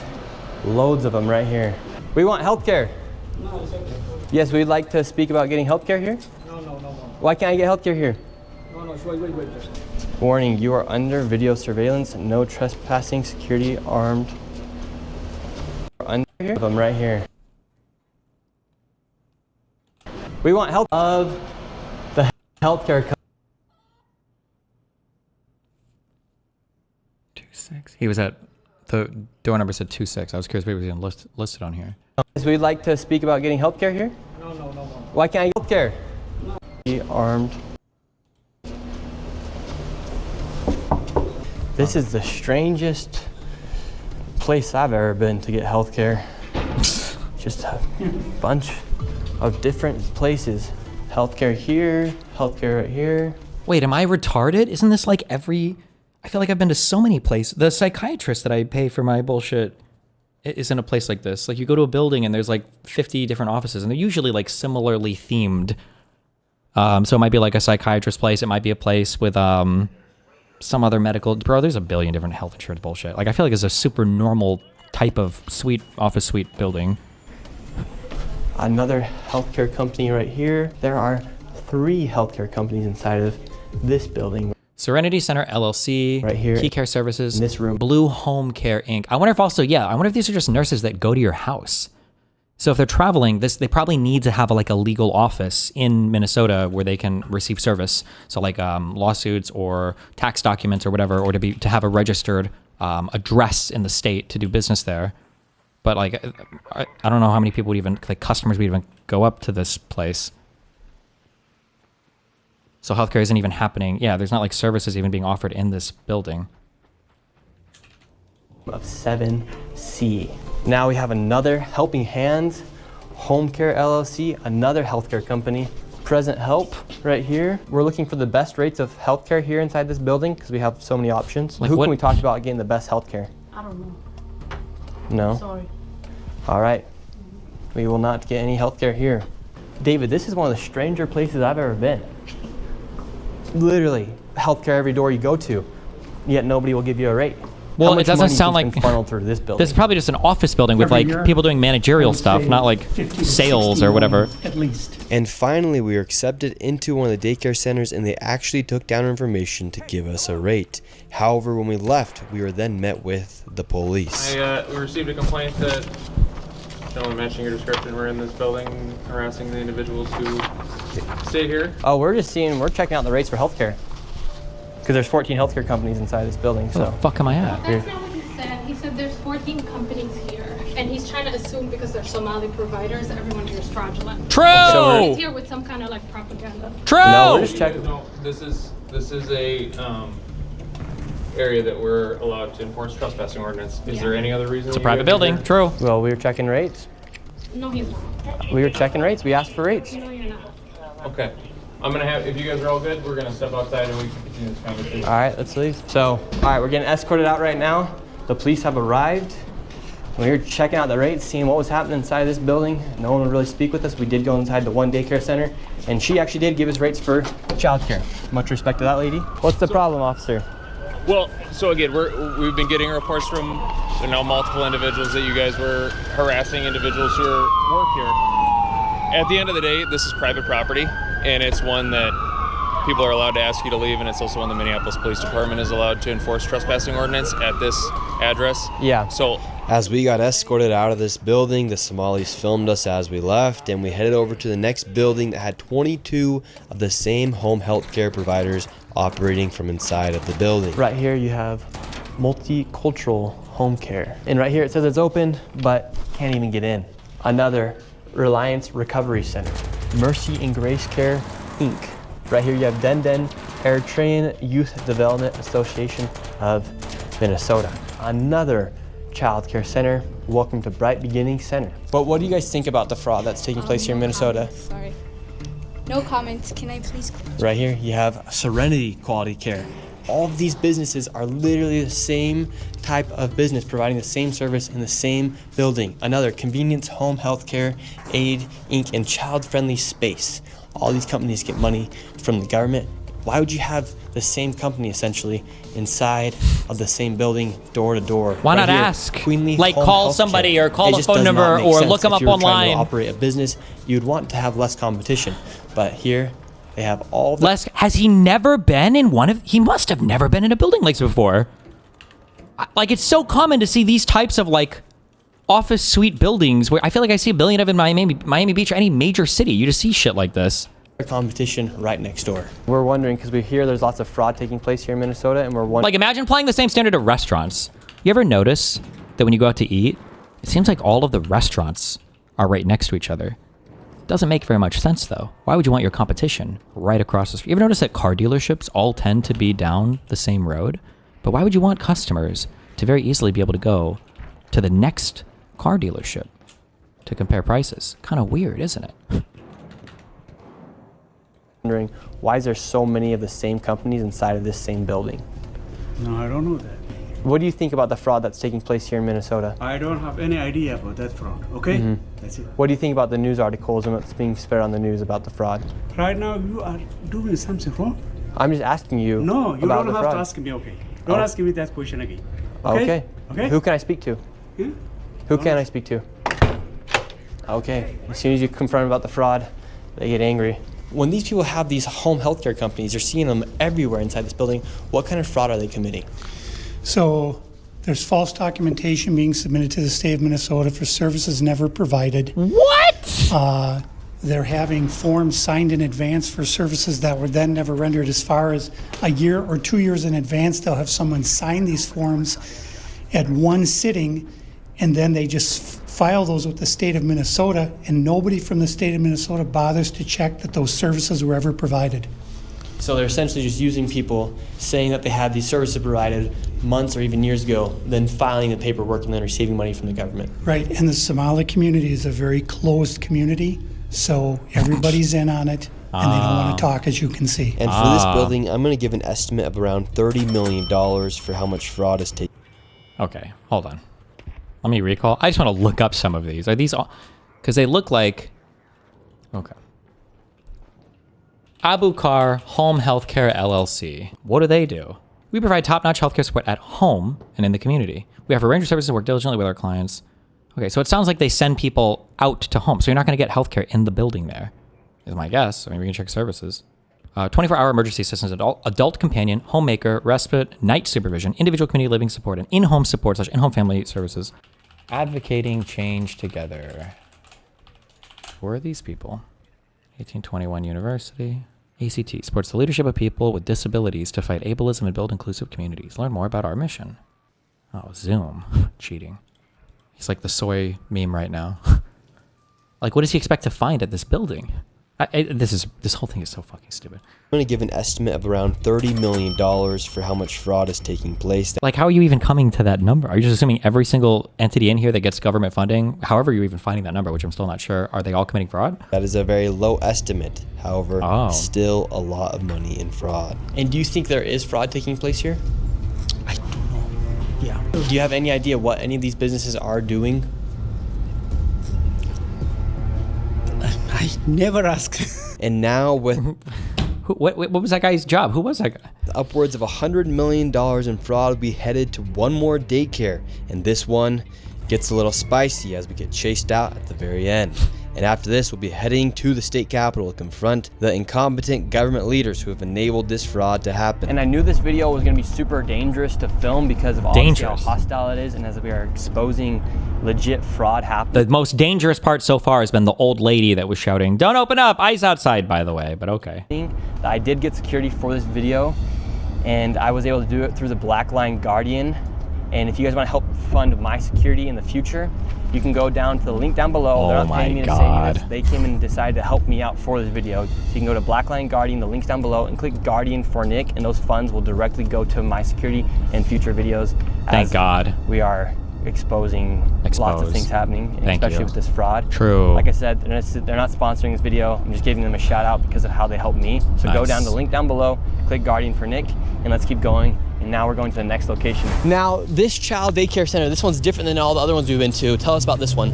This one is different because, according to the state of Minnesota, this 312 West Lake Street houses not one, not two, but 3 child care centers and is licensed to hold 102 children. Okay. And in fiscal year 2025 was paid $2.66 million by the state of Minnesota. Damn. And this is the building right here. So this building alone made $2.6 million. Let's see if anybody's inside. Now we're inside of the building. Damn, this place looks super beat up. $6 million. Let's see if Jesus, okay. anybody's inside. Now we're inside of the building where there's apparently 4 child care centers. We met this lady and we followed her to the back of the building where the daycare was supposedly at. So right here we have 2 followed her to the back where there's apparently 4 child care centers. We met this lady and we followed her to the back of the building where the daycare was supposedly at. So what did they tell her? I'm very curious what they told her. I wonder if they said they were like picking up their kid or something, but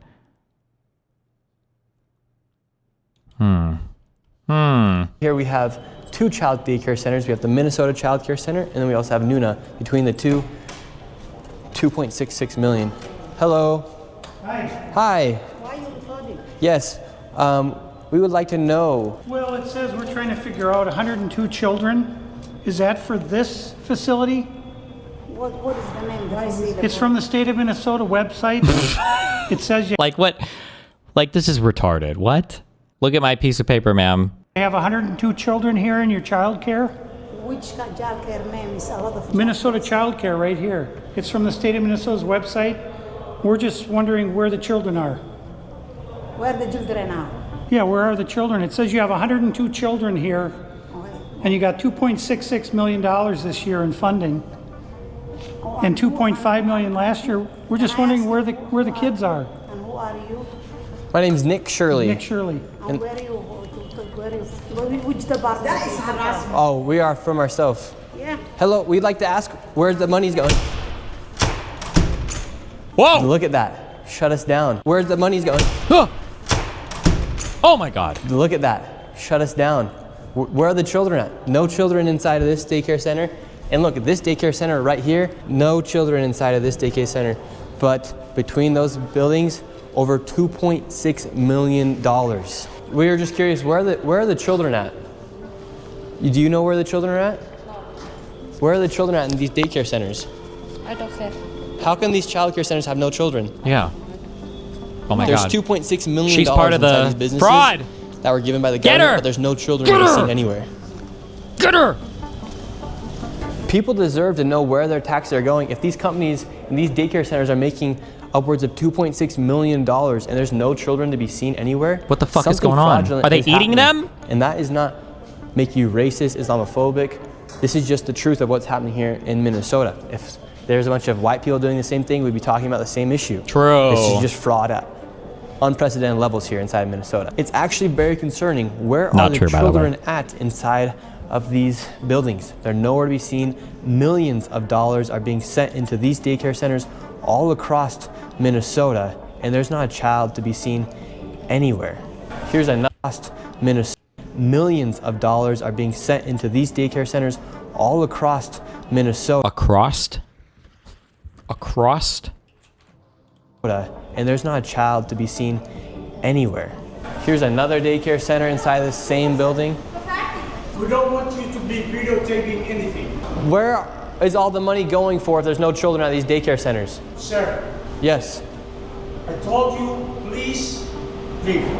This is where it gets we have a spicy, question, guys. though. Where is It's getting spicy. the children at these Whoa. daycare centers if there's millions of dollars? Ask me the local government, yeah. Oh, we've asked. We have the paper here. So we're wondering where the money and where the children are at. We have the paper right here. Come here. Who are you, first of all? My name's Nick Shirley. You don't have any permission to record me, period. Can we talk you outside? You don't have permission to record. She doesn't either have. You She do doesn't not have permission to record no, me. You cannot stop people on the street and question them. We can ask. You don't have any permission. Where I'll are the sue children? You. I will sue you. You don't have any permission. We have nothing to do with this. You Okay. understand? Then are there So leave. Please leave. Are there children here? Please leave. Where are the children? $2.6 million for a daycare center. You ask whoever you think is doing that. You don't know what you're talking about. So leave.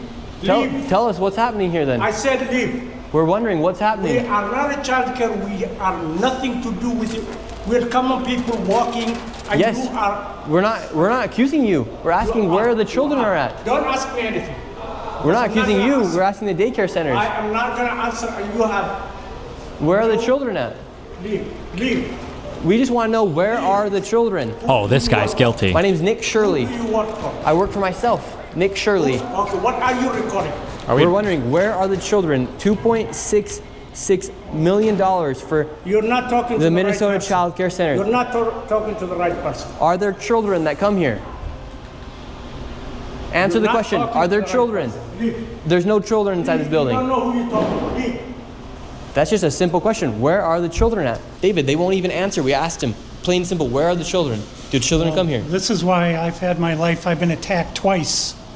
Once with a knife, and the other time I was jumped last Saturday by 3 Somali men simply for asking questions. Jumped?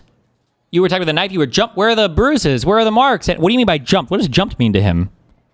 About what was going on, and they're very, very violent people. They do not like this fraud to be exposed. They're After violent giving people. this man Uh-oh. plenty of opportunities to answer the simple question, where are the children? He called the cops on us and we headed to the state capitol where they're having a meeting about the fraud to confront Where are they? Where are they? the state representatives and people in the government who have enabled and let this fraud happen. Inside of this committee, a Republican representative showed charts showing exactly how this fraud has been committed and who is profiting and connecting all the dots. And while the Democrat representatives looked into the abyss, one of them spoke about how none of this is building trust and how this is a nonpartisan issue, so I went and confronted her after that. Yes, but I'm. He has some very valid questions to ask about what's going on here in Minnesota. And do you think this fraud I don't know who you crosses? are. My name's Nick Shirley. Okay. Do you think this fraud is Republican or Democrat, or just facts that fraud is happening? I think the fact that Because you're I- talking about it as a partisan issue Well, because that's what I heard you shows talking me- about. That I know what I said is that because what we're talking we want about to build is we want to build trust, but fraud is fraud. So why should we be enabling fraud to happen here? no. I don't think anybody is enabling fraud to We're gonna happen. hold Governor Walz accountable for this. Okay, sir. No. This is Sir, not- sir. What the fuck is this guy? Fraud. So why should we be enabling fraud to happen here? No, I don't think anybody is enabling fraud to happen. Hold Governor Walz accountable for this. Okay, sir. No. This Sir, is not. sir. When are you going to hold Governor Walz? No. She is a representative for the state of Minnesota. Yes or no? Excuse me? Yes. Are you? If you're going to talk Oh, we got a Pisco fan. to me like Are you that, the state? I'm a disability advocate. I heard you, and I get He's disabled. you got a chance overstimulated. to test. They should take him back to one of the Minnesota, that office suite for the home caretakers. Thank you for testifying today. No. Ma'am, the facts are the facts that fraud is happening here, and it's not a nonpartisan issue. How come you think fraud has been able to happen so much underneath? I think the if you've government been here? listening to our hearings, we've had now 10 hearings on this. And so there's really good data from the people who both work within the administration as well as who, both Democrat and Republicans. I think Yes. what you heard today is that the Republicans who control this committee are not actually interested in solving fraud. What they're interested in is telling a story. This fraud has happened underneath Democrat Little Earth, can leader you Tim link where Walz. they're getting these numbers from? There has been Medicaid fraud across the country under Democrats and Republicans. There's fraud within the Trump administration. We have is fraud. Private providers have made government a mark. And so every person running government, Democrats or Republicans, are dealing with the issue of how to keep fraudsters out of our public payment. We're also dealing with veterans. We're dealing with consumers. Wait, what? That black guy is a Pisco fan. He goes by Jake Willie in Pisco's chat. I'm not even kidding. I don't believe you. No shot.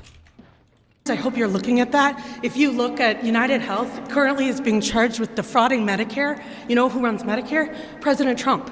Medicaid fraud is a 50-state issue. And so, again, it is not a partisan issue. There are Democrats and Republicans who are sitting in that committee talking about it. But what you did here was the Republican chair say she's not turning information over to the one person in government who can stop payment. And I hope you print that. Thank you for coming today. Okay. Crazy. Well, I hear him saw what still. happened The there. state of Minnesota that we live in, and these politicians are just walking off, thinking it's okay Tuesday, and they want to go visit the Trump. They want to blame the Trump administration. We have Democrats blaming ICE. I'm tired. My people are suffering. I'm scared for my little brother. Oh my God! Shut the fuck People up! are suffering, and these people just walk off. Oh my We have a God! governor. He doesn't care. How many more people are gonna freaking die? How many more people are gonna go homeless? And how many more people are gonna be trafficked in our freaking system? Bruh.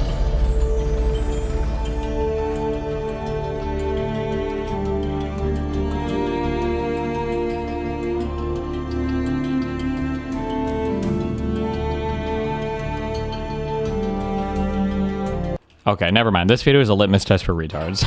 Wait, what exactly did Atriarch say about this video again? No! Hello, Atriarch, no! Hold on. I know people link me a ton of articles. I'll read one New York Times article. Hold on. It does seem mega fishy, though. Like, this video obviously didn't do the legwork, but it's clear something is pretty weird. Is it? What's weird? What's pretty weird?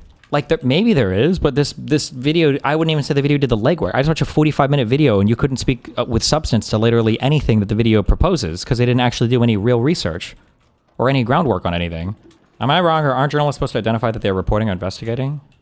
Do you? I don't think you have to. That sounds like a meme of like if you're a police officer, you have to say you're a police officer. It's like, I don't think you do. You didn't think it's weird we didn't see a single child in any of those daycare or autism institutions? My mom's run a daycare for over 20 years, and if people showed up at the door, she would be KG2, but the interaction would be way more professional. I don't know where you would see the kids. I mean, I don't know if they would be like right at the entrance, right? It's not like kids are running around outside. I imagine also in these communities, especially with all the ICE shit going on, and especially with this guy showing up with like a camera and everything, it's probably going to be a pretty uncomfortable interaction. Like, that wouldn't surprise me at all. Like, you could say maybe they're a little suspicious, but I mean, they probably should be suspicious, right? Aren't kids super loud, though? Wouldn't you hear them? I don't know. It depends on what the fuck they're doing. I have no idea. I don't know what these daycare centers are like. I don't know how many kids are there at any point in time. Like, again, somebody can be licensed for up to 90 kids and have like 6 kids on a day. I don't know what day of the week they went. I have no clue. I don't know. I don't have any information. Did he say what day of the week he visited? How fraud swamped Minnesota's social services system on Tim Walz's watch. Prosecutors say members of the Somali diaspora, a group with growing political power, were largely responsible. President Trump has drawn national attention to the scandal amid his crackdown on immigration. Okay, New York Times article about this. They just said a weekday? Okay, so this is November 29th. The fraud scandal that rattled Minnesota was staggering in its scale and brazenness. Federal prosecutors charged dozens of people with felonies, accusing them of stealing hundreds of millions of dollars from a government program meant to keep children fed during the COVID-19 pandemic. At first, many in the state saw the case as a one-off abuse during a health emergency, but as new schemes targeting the state's generous safety net programs came to light, state and federal officials began to grapple with a jarring reality. Over the last 5 years, law enforcement officials say fraud took root in pockets of Minnesota's Somali diaspora as scores of individuals made small fortunes by setting up companies that billed state agencies for millions of dollars worth of social services that were never provided. Federal prosecutors say that 59 people have been convicted in those schemes so far, and that more than $1 billion in taxpayers' money has been stolen in 3 plots they are investigating. $1 billion for a scam like this, that's a huge amount of money. That is more than Minnesota spends annually to run its Department of Corrections. Minnesota's fraud scandal stood out even in the context of rampant theft during the pandemic, when Americans stole tens of billions through unemployment benefits, business loans, and other forms of aid, according to federal auditors. Outrage has swelled among Minnesotans, and fraud has turned into a potent political issue in a competitive campaign season. Governor Tim Walz and fellow Democrats are being asked to explain how so much money was stolen on their watch, providing Republicans who hope to take back the governor's office in 2026 with a powerful line of attack. In recent days, President Trump has weighed in, calling Minnesota a hub of fraudulent money laundering activity, and saying that Somali perpetrators should be sent back to where they came from. Many Somali Americans in Minnesota say the fraud has damaged the reputation of their entire community, around 80,000 people, at a moment when their political and economic standing was on the rise. Debate over the fraud has opened new rifts between the state's Somali community and other Minnesotans, and has left some Somali Americans saying that they are unfairly facing a new layer of suspicion against all of them, rather than the small group accused of fraud. Critics of the Walz administration say that the fraud persisted partly because state officials were fearful of alienating the Somali community in Minnesota. I wonder how big is your Minnesota population? Is 6 million people. I wonder how many people are voting. If the Somali population represents like an important block that could swing either way. Who has instituted new fraud prevention safeguards, defended his administration's actions. The episode has raised broader questions for some residents about the sustainability of Minnesota's Scandinavian model system of robust safety net programs. Bankrolled by high taxes, that system helped create an environment that drew immigrants to the state over many decades, including tens of thousands of Somali refugees after the country descended into civil war in the 1990s. No one will support these programs if they continue to be riddled with fraud. Joseph H. Thompson, a federal prosecutor who has overseen the fraud cases, said in an interview, "We're losing our way of life in Minnesota in a very real way." The first public sign of a major problem in the state's social services system came in 2022 when federal prosecutors began charging defendants in connection to a program aimed at feeding hungry children. Merrick B. Garland, Attorney General during the Biden administration, called it the country's largest pandemic relief fraud scheme. Prosecutors focused on a Minneapolis nonprofit organization called Feeding Our Future, which became a partner to dozens of local businesses that enrolled as feeding sites. State agencies reimbursed the group and its partners for invoices claiming to have fed tens of thousands of children. In reality, federal prosecutors said most of the meals were non-existent, and business owners spent the funds on luxury cars, houses, and even real estate projects abroad. Behind the scenes, as federal investigators sifted through bank records and interviewed witnesses, they said they realized that the meal frauds were not an isolated incident. In September, prosecutors charged 9 people in 2 new plots tied to public funds meant for those in need. In one case, hundreds of providers were reimbursed for assistance they claimed to have provided to people at risk for homelessness, though federal authorities said services weren't provided. The program's annual cost ballooned to more than $104 million last year, the authorities said, from a budgeted projection of $2.6 million when it began in 2020. 2 of 8 people charged in the scenario have pleaded guilty. 6 others have pleaded not guilty and are awaiting trial. Jesus. Is this saying that there wasn't like a single real thing provided, or just the majority of it was fraudulent? Even if just the majority was fraudulent, $104 million. This is big. That's big fraud. Damn. That's like huge for like individuals to be doing stuff like this. In another program aimed to provide therapy for autistic children, prosecutors said providers recruited children in Minneapolis' Somali community, falsely certifying them as qualifying for autism treatment and paying their parents kickbacks for their cooperation. Prosecutors have so far charged one provider, Asha Farhan Hassan, 29, with wire fraud. They say she and business partners stole $14 million. Ryan Pasiga, Ms. Hassan's lawyer, said his client had entered the social services field with good intentions, but eventually began to submit fraudulent invoices. He said she intends to plead guilty. Ms. Hassan is of Somali ancestry, as are all but 8 of the 86 people charged in the meals, housing, and autism therapy fraud cases, according to prosecutors. A vast majority are American citizens by birth or naturalization. Mr. Pasiga, who also has represented other defendants in the fraud cases, said that some involved became convinced that state agencies were tolerating, if not tacitly allowing, the fraud. No one was doing anything about the red flags, he said. It was like someone was stealing money from the cookie jar and they just kept refilling it. Okay. Now keep in mind, statements from this guy, he's the criminal defense attorney, So not to say he could be right, he could be wrong, but obviously he has every prerogative to say, well, it didn't seem like a bad thing was happening because everybody was doing it, and it seemed like the state was supporting it because it removed some of the burden from his own client. Just saying, that's the side he's defending here. A core voting block. That Dr. Pibb guy found Jake Willie's account. Wait, the one guy?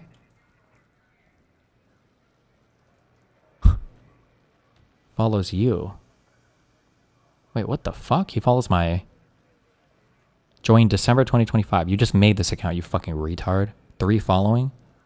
Good one. In 2020, Minnesota Department of Education officials who administer the program became overwhelmed by the number of applicants seeking to register new feeding sites and began raising questions about the plausibility of some invoices. Feeding Our Future, the nonprofit group that was the largest provider in the pandemic program, responded with a warning.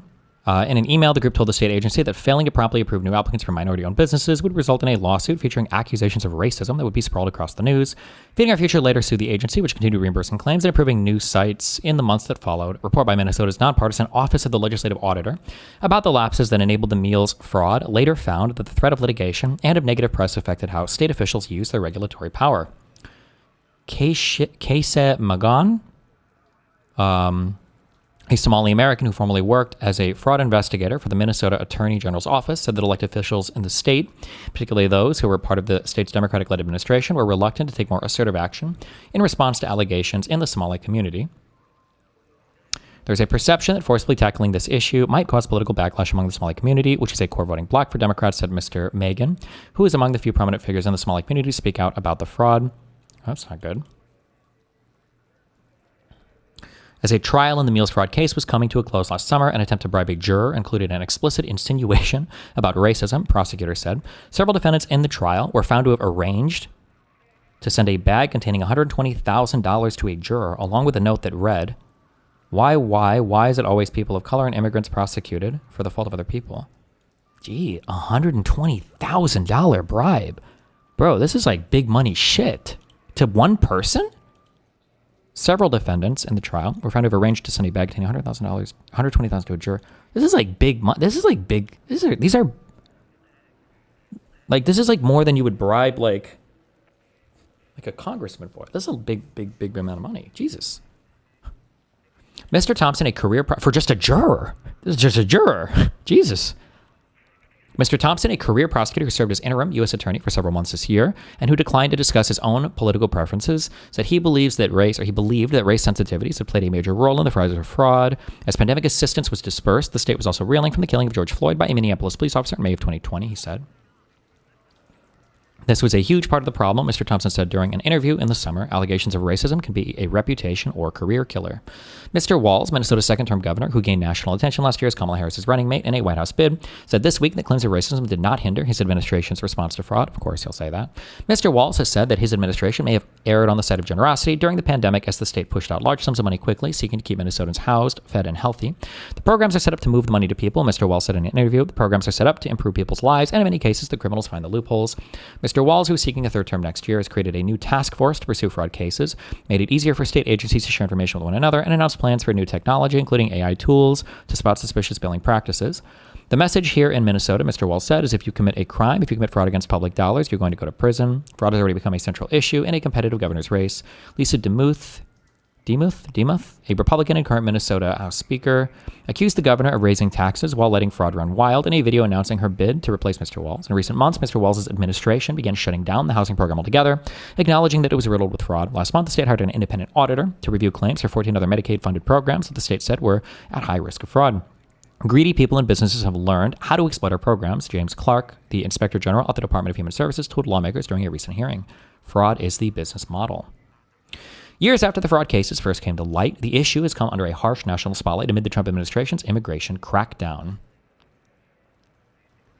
Mr. Trump last week denounced the Minnesota fraud cases on social media and simultaneously announced an end to a temporary legal status that allowed several hundred Somali immigrants to live and work in the United States.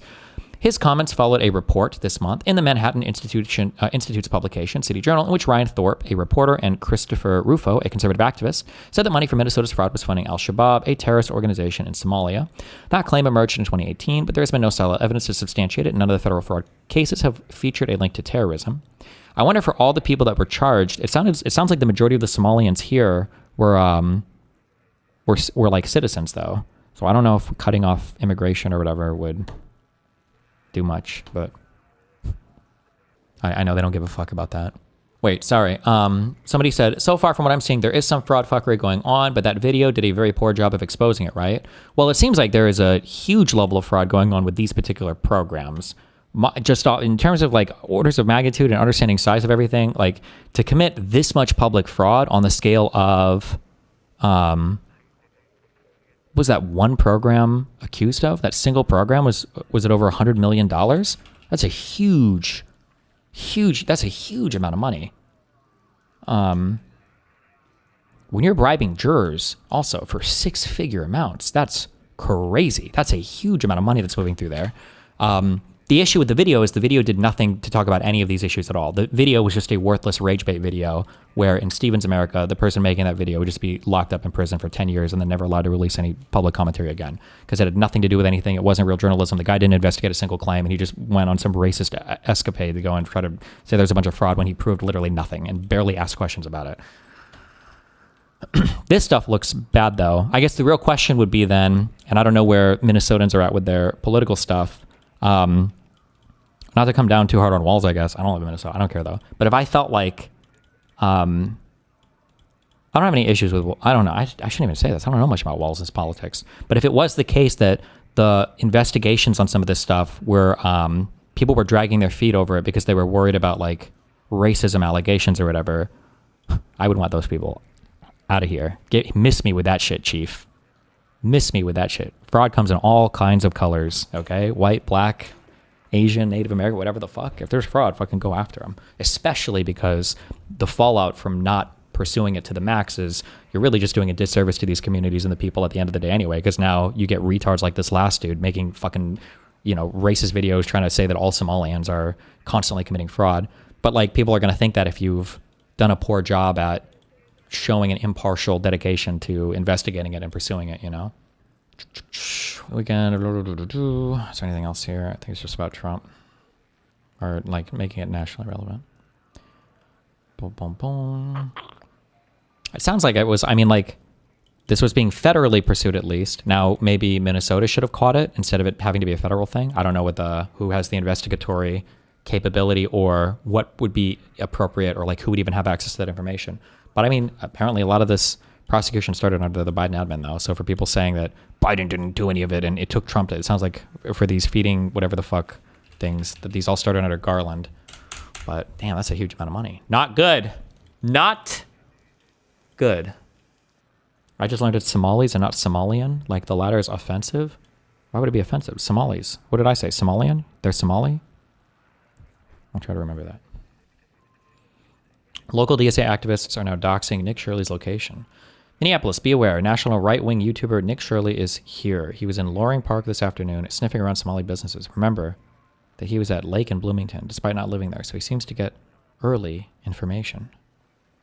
Get early information about what? Is it confirmed a predominant amount of it was done by Somali immigrants, or is that just framing videos? Well, whatever this guy just tried to do an expose on didn't expose anything. It was a fucking retarded video. Even if those daycares are committing fraud, he didn't show any part of that to prove it. But I think that the big fraud going along with a lot of the money being handed out in Minnesota is tied to, I don't know if they're Somali immigrants or just Somali Americans or like American citizens whose parents came from Somalia, but it sounded like this is tied a lot to, so I don't know if I say Somali communities or Somali individuals at least. For a lot of non-Western communities, there's no real concept of fraud. If you're able to easily come over large sums of money from the state, you rather have an obligation to your own to do it? True. People in the West definitely never have that feeling, and that's definitely never a thing that happens for sure, besides people that aren't from the West. True. Can you explain to me Somali hatred in general? It feels like they get a lot of hate by the neo-Nazi crowds, but Jews and Indians kind of tank most of it. Black. That's the answer. Black. About recent video on the Big A channel. Oh, they posted this on the Atrax subreddit. Okay, hold on. This is exactly what Atrax was talking about at the end of his video. People on the right didn't care about PPP fraud or Rick Scott's Medicare fraud. There's a lot of fraud going on at this program and federal government. What exactly did Atrax say? Was he talking about the video, or was he just talking about like the general investigations? I feel like he caveated in the beginning too, because he was talking about how like people are just using it to farm hate against Somalis and shit. He did praise the video as a nice duo. Did he? I don't know. That's when it starts the rant at 5 hours. Bro, I'm not gonna watch him rant for 30 fucking minutes about video games. Crazy to say. This is the opinion of the majority of Americans. And I think that this is the reason why people like Hassan are upset. It's because what you think is extremism is actually not only is it not extreme, but this is the viewpoint that I think the majority of people have. I think the majority of Americans are fucking tired. We are sick and fucking tired of a weaponized Department of Justice that is used to insulate bad actors, fraud, treason, and other types of seditious, unlawful behavior that is totally fucking unacceptable. I agree that people are mad about that, but it's because of the false reality that people like you are complicit in throwing it up against them, right? I'm guessing he's watching that or just watched that video, but it was the Department of Justice, the Biden DOJ, the Merrick Garland Biden DOJ nonetheless, that was the one that prosecuted the feeding our future or feeding our families or whatever the fuck that, all those Somali people that were involved in the fraud were prosecuted by Biden. No? This is insane. What about and Garland? Hassan had no problem with me saying this exact same thing whenever I was talking about the people that covered up the Epstein files. You remember that? Because I said the same fucking thing. I said that the people that are covering up the Epstein files, you need to find out, no, not the person that told them, the person that did it. I don't care. Oh, they're a pencil pusher. Oh, it's not fair. Good. Maybe that'll set a fucking example for what it's like whenever you go and you allow this rot to continue. That's it. And average Americans are tired of having their country rotted out, looted, pillaged by a bunch of random fucking third worlders and then asked to apologize for it because of something that happened before we were born. This is outrageous. I'm tired of it. Most people are tired of it. And I'm also tired of pretending that I'm not tired of it. It's outrageous. Yes, absolutely. And there's another thing too, is that the— True. I'm tired of pretending that we don't hate all the fucking immigrants in this country. Like, wow. When were you pretending that wasn't the case? Now, maybe for Asman he wasn't, I guess, but for conservatives at large, like, when was that period where you weren't pretending to be mad as fuck and that all of our problems were caused by immigrants? I must have missed that time period, I guess. Insulated, generally white liberals that live in gated communities vote to bring in all of these people that cause violence, that commit crime, that do fraud, and that have all of these problems because they never have to see it. Their only interactions with illegal aliens are when they come in to clean their fucking house. And so, yeah, they think that they're great. But whenever you're the person whose job is being displaced because of this illegal alien, when you're the person who now has to pay a higher premium for your health care, you have to pay a higher premium for your insurance, for your home insurance or your car insurance, because these fucking parasites have come in from other countries. They're stealing our money, they're committing crimes, they're stealing identities, and they're raising— like he's like, you're complaining about a thing, but you're so off on things. If anything, like even illegal immigrants probably overall reduce the cost of healthcare because they're paying into systems and shit that they're still at a young point in their age, so they're not taking a lot of withdrawals from. Your two biggest leeches on tax shit are going to be under 18 people who are probably not generally illegally immigrating because it's going to be working age people that are, and then it's people that are retirement age and older. These are they're not working anymore. They're just getting entitlements, especially huge drains on our healthcare system because we spend so much money right now on end of life care. These are not, they're not, it's just natural illegal immigrant category people. And I'm not even defending illegal immigration. Like, there are problems with that. I don't think we should have any illegal immigration. We should figure out how to patch that shit. But like, you're just like screaming problems and then just like assigning all of these to a random group of people. Like, what are you talking about? everybody's fucking rates, going to the emergency room. They can't even speak fucking English. And all of these people— like, do you really think the emergency— well, I know why. It's an age thing, and you fucking retards probably agree. God, I hate age. People always do this thing. Hey, the emergency room visits, it's so expensive. It's so expensive to go to the emergency room, and that's where all the money— no, you fucking retard, because you broke your arm once and you called fucking 911 and you went and you got a $3,000, $5,000 bill, $10,000 bill to do some fucking bullshit. No, the expensive shit is all of the fucking end of life care that old people get. That's where your 17th bypass surgery for fucking grandpa, okay? Or the 400 millionth prescription drug that he's gotten because he's got hypogonadism and hypothyroidism and hypocardiacism and hypobrain shrinkingism and every fucking ism under the sun, but we got to keep grandpa alive for 6 more fucking years so that he can survive for 2 more comprehensive fucking surgeries because Medicare and his Medicare Part B plan and all these other bullshits are paying for it. This, and then the hospice care, and then the long-term care. This is your huge drain. You can look at the per capita expenditures on healthcare. It's like 50% additional. It's like 24% of our old people consume like 38% of our healthcare spending. Like, these are your big healthcare consumers. It's not fucking illegal immigrants. Who the fuck is coming to the United States of America to go to a fucking emergency room? Come on, get real, bro. This is just not happening. This is just like, it's not the problem. Your magnitude is way the fuck off here. Your magnitude is way the fuck off here for how mad you should be at these people about this particular issue. You call this out, somehow now you're the problem. No, I don't fucking think so. I think I'm tired of this. I think most people are tired of this. And I'm tired of these fucking losers, these pathetic, disgusting liberals voting for this and then sentencing other people to die. If you want to pass the sentence, do it to yourself. That's what I think.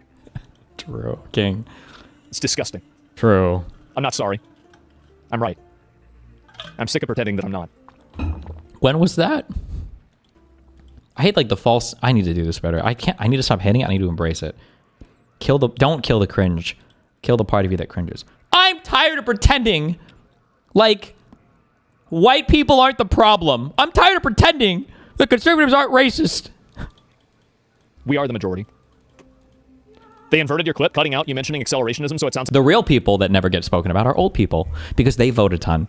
It's old people, that's the ones who never get criticized. And it's homeowners who are fully incentivized to keep housing prices high and to keep housing stock low and to do retarded shit like getting rid of property taxes on their bullshit. And like these are the people, but nobody talks about those people because they're your strongest voting bloc. And you don't talk about them either. Also probably because most of them are probably white, which is another reason you won't talk about it. But like these populations are untouchable. I don't even know the solution via democracy to address these problems because they're your strongest voting bloc. I don't know what the fuck you do. Like you're talking about Somalians and not the whole of Minnesota that voted for these policies? Is it being cut? What would you have the police do instead if you were them? What would be your course of action? Genuinely curious. I would create a situation where this is the problem. They can only exist inside of a web of lies. They can only exist inside of manipulation, tricks, emotional manipulation, and emotional blackmail. They have to cut clips, repost things in different ways, lie, everything like that. Isn't that guy being sued by Ethan? Not yet. The police would be afraid to defend these places because they would be worried about being persecuted. Absolutely. I think the same thing about the Epstein files. I think any of the people that were complicit in the cover-up for the Epstein files should be absolutely prosecuted and put up for being a accessory to child trafficking. Even if you were one of the people that was like, oh, I was just doing what I was told. Okay, well then go stand over there. Now you're being told you have to go over here. You're going in the box now. Police to leave and completely disband the police force. Yes. This would allow the companies and the people in the area to be effectively completely lawless and turn it into anarchy. That would make, because that's what they voted for. That's what they voted for. Get completely chaotic, and these people would then become terrorized by the people that are in this community that they are somehow trying to enable, right? And so the goal is for that to happen. Wait, this is bait. I should watch my own clips and just agree with everything. That's my favorite time on stream. Sometimes you got to listen to the only real, you know? Fuck, I need my N-word button, please. As unpleasant and awful for them as possible. Yes. So that way they realize the mistake that they've made. Asman says his goal for police officers to be threatened with no longer protecting Somali Americans. That is the exact opposite of what I said. True. That is the exact opposite. And by the way, there's no Americans here, okay? Whenever they're speaking a foreign language, they're advocating for sending money to their own country. They want to change the culture in America to be more like Somalia. They're not Somali Americans, they're Somalians. Aren't there like, there's like 80,000 of these people, bro? This is like such a small, like this, and I guess maybe they are concentrated in certain areas. Somebody said they were all west of the whatever bullshit. I mean, so maybe in like an area, but like, even for the whole state of Minnesota, but let alone the whole country of the United States, like, we're about to go to war with Venezuela, and I don't even know why. Don't we have other things that are kind of... Doesn't matter if they're living here in America. Sad. Truly sad. I got banned for a fucking misunderstanding. This motherfucker's doing incitement. You did not get banned for a misunderstanding. This would allow the companies and the people in the area to be effectively completely lawless and turn it into anarchy. It's so crazy. Like, oh, fuck, dude. Asmongold is so much better at this than Hassan is, and it hurts. So is Fuentes. Fuck, Hassan just sucks at this shit. You can see it as his popularity wanes too, because Asmongold is just so mask off. He's so honest about what he believes. And Hassan is like living in this crazy dual existence where, and you can even tell because of how fucking mind-fucked his chat gets, right? Like, I'm curious, does Asmongold ever have to do this thing where when he's watching certain videos, he has to turn his chat to emote-only mode? Like Hassan has to do every single fucking time there's a Jew on screen, or every time there's an announcement involving, you know, some demographic that his audience is now completely bigoted against because they're not fucking communist or socialist enough. It's so annoying how much, Jesus, so cringe. Yes. That would make it completely chaotic, and these people would then become terrorized by the people that are in this community that they are somehow trying to be... Also, how many reacts deep are we in right now? Asmongold... Okay, so Asmongold's not reacting to his clip. Asmongold is watching Hassan reacting to his clip while he's reacting to this video. I will say that people got so mad at this skit. This is when I realized gamers were fucking fragile. Do you remember this one so long ago? But he actually completely predicted... He completely predicted the direction of the industry. And people... Where is it? Gamers got so mad. Was it Jimmy Kimmel? It was Jimmy Kimmel. Oh my God. 10 years ago. Was it really that long ago? Is there a way to see? This was like one of the most like disliked videos on all of fucking YouTube. It was like 500,000 thumbs down. Gamers got so mad at this, but it's kind of where we are today. YouTube launched a new video network yesterday where you can watch other people play video games. For real, the whole network. It's called the We Should All Be Very Ashamed of Ourselves for Failing as Parents channel. Actually, it's called YouTube Gaming, and I don't get that. To me, you know, watching another person play video games is like going to a restaurant and having someone eat your food for you. Just if you like them, play them. But I guess I'm getting old. When I was a kid, you only watched other kids play video games when you ran out of quarters, and then you'd stand there. If you're a video game player who likes to watch other video game players play video, well, the problem is, where does it end? YouTube is launching an exciting new service, YouTube Gaming. With YouTube Gaming, you can watch other people play the hottest new games. Awesome. Nice shot. But what if you want to watch the people watching the people playing the video games? Well, get ready for YouTube's Watch. I think something cool just happened. But wait, there's more. If you want to watch people play video games, check out YouTube Third Watch. I have no idea what's going on. And we're not done yet. With YouTube Almighty, you can watch all those people being watched by God himself. What the HE double hockey sticks is this? I've created a race of idiots. The YouTube People got so mad at this. Why watch a talk show when you can talk to other people? This is why traditional media is dying. Not even funny. The disrespect was strong in this one.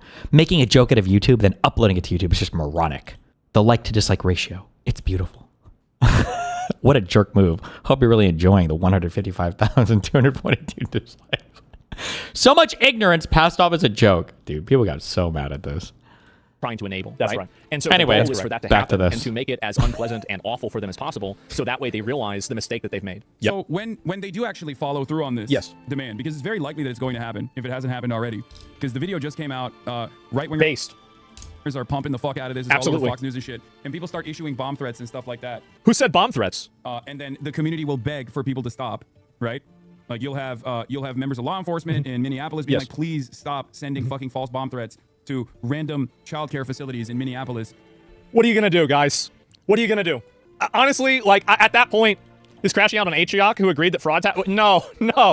I think he's a smart person. I could not believe that he would watch that whole thing and go, this is real journalism. That has the hallmark of a Tyler Oliveira style commentary. Yes, and Tyler's videos are great. They're amazing. Is Tyler the guy who constantly makes videos where he's like, going to insert Western European country here to see all the horrible insert African or Southeast Asian immigrant community here? Is that like, is he the guy who does every single video is basically that? Okay, yeah. It blows my fucking mind. I feel like he's got like a spinboard. It's like, okay, France. And then he brings out his word. Singaporean. I didn't even know that was a race. Okay, time to find a place where Singaporean, is that a word? People exist in France, and then we're going to make a video about how dog shit these people are. Let's go! What was that video? Inside India's poop throwing festival. That's a country abbreviation video, right? IN poop emoji. Sorry. I expose the most evil cult in America. Oh, nice. It's not race baiting, right? That's me infiltrating Scientology's Church of Spiritual Technology. Scientology. Fortified with spiked fences, infrared Stop lagging, Chrome! Inside Minneapolis's Somali invasion. I hunted pickpockets in Venice, attacked. Inside India's poop throwing festival. Fighting scammers in Paris. Fart spray gun plus 2 bodyguards. I exposed scammers in Barcelona. I investigated the poorest town in America. Is this all AI imagery? Does it look like she's drinking the dirty water? I investigated Murder City, death, drugs, and serial killers. England is on the brink of civil war. I exposed scammers in Rome. I confronted scammers in Paris. Albuquerque, the drug-infested war zone. Demon slaying. That looks like it could be white people. I deported illegal immigrants with ICE. Most corrupt church in America. Okay. Yeah, this guy. I think this guy does a lot of race baiting, but not to make any factual claims on other videos. But Hassan is so bad at combating this. Well, because Hassan basically is coming off as basically like a stereotypical politician, and Asmongold is coming off as basically Donald Trump. That's kind of what you're seeing here, because the impression is Hassan is a guy who's treating you in a condescending way, and he's speaking down to you, and he's not being fully honest, and he won't admit any problems with his side. And then Asmongold comes out, and maybe Asmongold is a little rough around the edges. Maybe he is a little bit racist. Maybe he is, but at least he's being honest about it. At least he's telling you the goddamn truth. At least he's being honest about who he is. It reminds me of that Chappelle skit of like, Donald Trump is an honest liar, you know? And it's funny to see Hassan kind of fall into that trap. But Hassan is like, he's twisted himself so hard. Like Asmongold doesn't even understand when Hassan says he doesn't woke scold you. Hassan means that because when Hassan is in tanky mode, he doesn't woke scold. He actually hates identity politics because it's just a liberal thing. But when Hassan's audience is dwindling, or when he needs to assume the popular position on a given topic that is identity politics oriented, he will switch back into that heavy progressive frame of mind. When you look at all of the articles that he does for all these slop publications, for all the women that want to fuck him, or the publication guy that's paying people off to write these slop articles about him, in most of those articles, he comes off as like a progressive liberal, and he'll talk about like identity politics and shit. But then when he's on a stream or when he's like in a more radical mood, he's talking like a tanky. And remember, when you get into the whole Marxist framing, idpol is the weapon of the liberals to satiate the masses so that they never rise up and realize that it's the bourgeois and the capital owners that are the true oppressors of everybody. We've watched clips of Hassan basically saying this verbatim, you know? So it's not even like that much of a secret. What was Hassan's reaction to Atriox's video? Fuck, Atrax shouldn't have given that guy any credit. Now I'm kind of curious what... Fuck, I don't remember exactly what he said about this. So bear with me. To catch you up, there is a massive fraud scandal unfolding in Minnesota right now, primarily among the Somali community of Minnesota. Fuck, he fucked up. Never mind. Yeah, this is a fuck up. There's not a massive fraud scandal unfolding right now. It's been in the process of being investigated and prosecuted over the past, it sounds like half decade, or maybe longer. I don't know when the investigations and everything started in the DOJ. Now I want to give credit here. The person who really blew this story up on social media and YouTube is this young guy, Nick Shirley. Yeah, this is not true as well. There were already prosecutions, huge ones done under Merrick Garland, like relating to all of this. This guy didn't investigate or find fucking anything. If anything, and this is one of my reasons why I hate people like this. I kind of figured this out when I was helping me and Steph were writing the script to that, the scripted content I did about freedom of speech or whatever. Freedom of speech is not like everybody being able to say whatever they want all the time. And like just give sunlight to bad ideas and that's the best thing for it. It's like, well, sometimes you just waste people's time, you know? It's not like a good environment where everybody says retarded shit and you spend all this time debunking it and you don't even get to talk about the actual issue. That's like an anti-free speech environment because you're not even getting to have the good speech. It's not even there. And people like this, like, I guess it's good that somebody in chat linked me that New York Times video, or not the New York Times article, so I could read more about the actual prosecution that was going on, because like this guy's video was bullshit. Like if I would come away from this probably thinking, I guess there is no fraud going on in Minnesota, or it's just fake shit being alleged by conservatives, because he didn't uncover anything. His investigation was bad. His methodology was bad. He didn't follow up on anything. He didn't research any of the places he was going to. He didn't look up any of the prior violations. He didn't think to contact anybody that actually worked in the DHS in Minnesota. It was just slop. There's no one here right now. It's midday on a weekday. If you were to try to go inside, it's complete. 1411 Nicolette Sweet Bee. 1411 Nicolette Sweet Bee, Minneapolis. Quality Learning Center, Luring Center.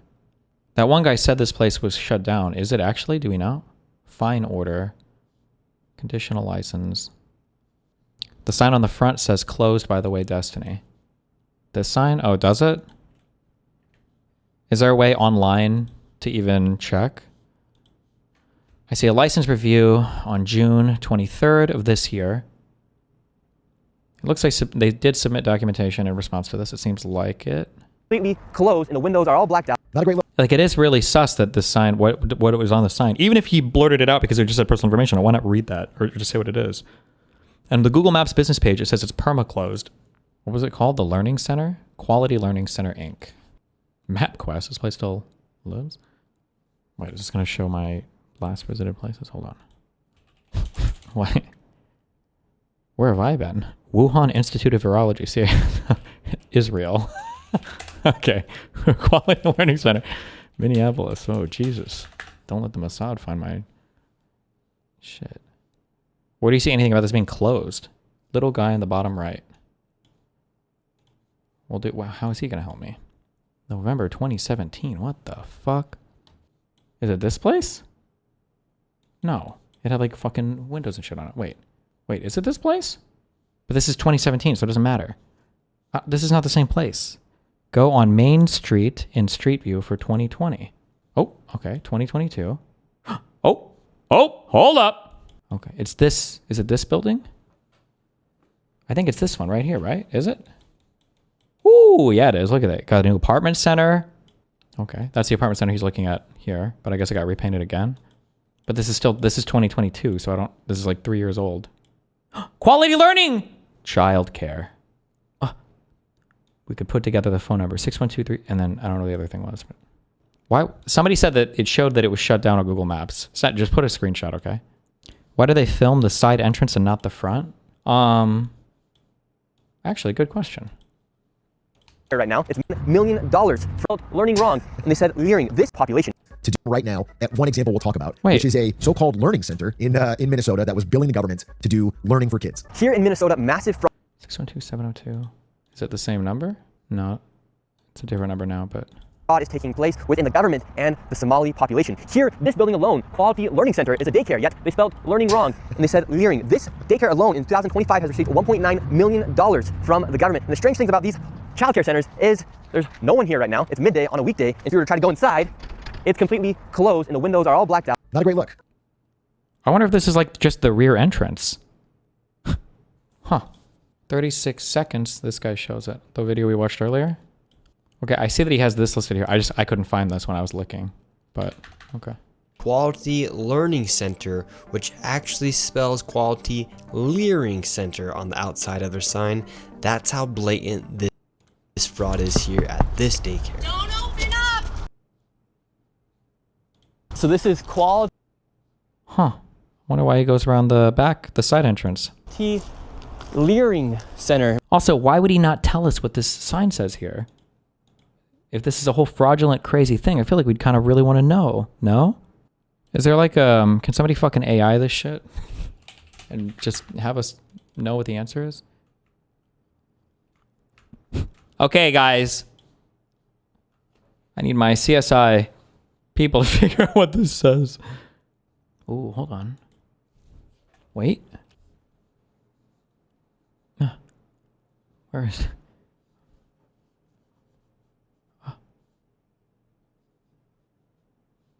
What the fuck? Why is this magnifier so big? Fuck, stop! Click. Ah! Magnifier updates. No, I just needed to magnify. Stop! Okay, wait. Can we read anything? Hold on. Okay, it says something Learning Center Care. What's the name of the place again? Whatever Learning Center Care. Hold on. Oh, I wonder if this is for holiday shit. This could say like hours of operation, something AM to something PM or whatever. I bet it's for holiday hours. I bet that's what this is. This is whatever learning, childcare, or whatever. And then this is, I bet this is hours of operation. And then these are 2 times listed, something PM, something AM, or something AM, something PM. And I don't know what this would be. Yeah, we need a DGG here. Who lives in Minneapolis? Oh. That's ice. We're just trying. Okay, now she's at the front now. Or he's at the front now. Fraud that's taking place here in Minnesota. Okay, so the front is now Albee Kitchen. We are closed. I wonder if this is even like a daycare center anymore, or if it's just rebranded as a kitchen and the daycare center closed. 2 units, A and B. Yeah, but all of the old pictures showing it as a learning center show the front of the place. Like you can see here, like the whole place was the learning center. Like quality, learning, childcare. Play, learn, and grow together. It looked like the whole place was that. So they either downsized significantly or I guess they changed.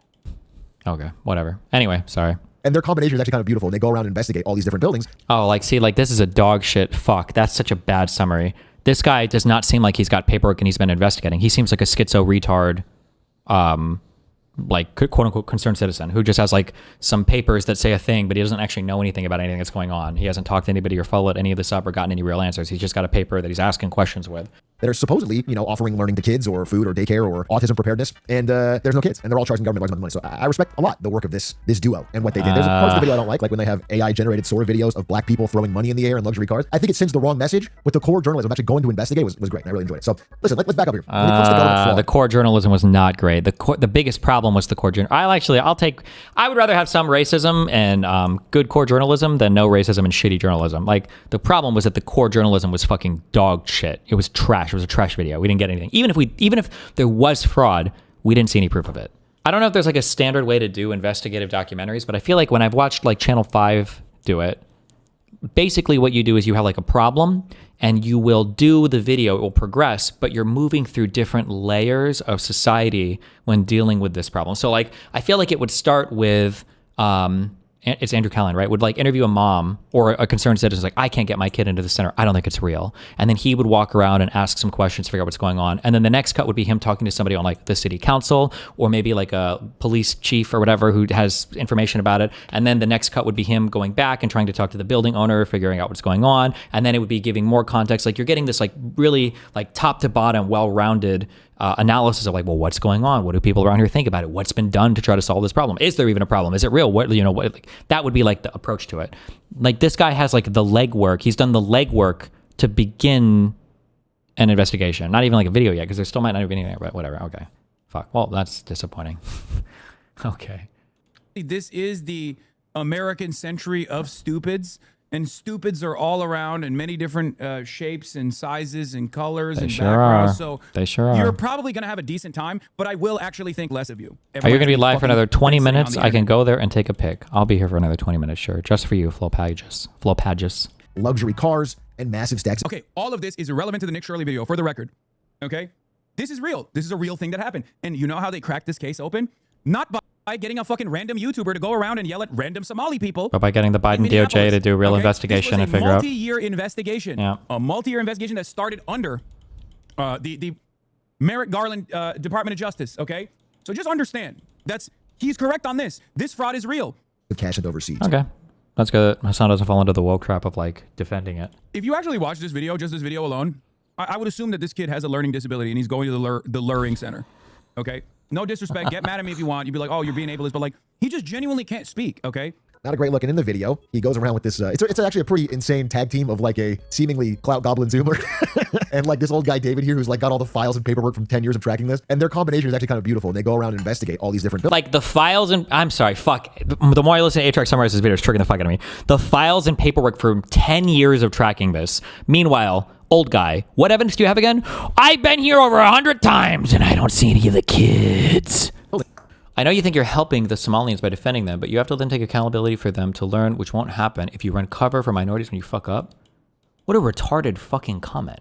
Why the fuck would you assume that I'm running cover for Somalis by defending them and not that I'm actually part of the people getting paid off? How do you think I'm paying for my fucking lawsuit, you fucking retard? How do you think I've been able to do it without taking a stake sponsorships? Because I am part of the fraud, and all my Somali friends are funneling me money, okay? I got you thought I was getting Mossad paychecks? I'm getting, insert funny word that starts with the letter M, that means Somali paychecks. But there's no... My brain broken because it's surprising me that Hassan even knew Merrick Garland investigated this, or am I just out of the loop and it was a bigger story than I thought? Oh no, it looks like Hassan was doing research about this thing beforehand, and he probably saw other people's TikToks or whatever covering it. Or chat brought it up. I don't know. Like he's going through all these pages, so I'm assuming that people in chat are linking him stuff where he's got more background information about it. Flopagus typed in chat. I'm here. It's hours of operations, 1 sec. Upload imager or a Discord and post a link in chat. Or a video of you going from the front to the side. Break inside. Shut the fuck up. Quality learning childcare. Hours of operation, Monday through Thursday, 2 p.m. to 10 p.m. Location, contact us. I wonder what time they were there. Fuck. Do you think we could hardcore figure out enough? We can do it by sunlight? Oh, shit. Okay.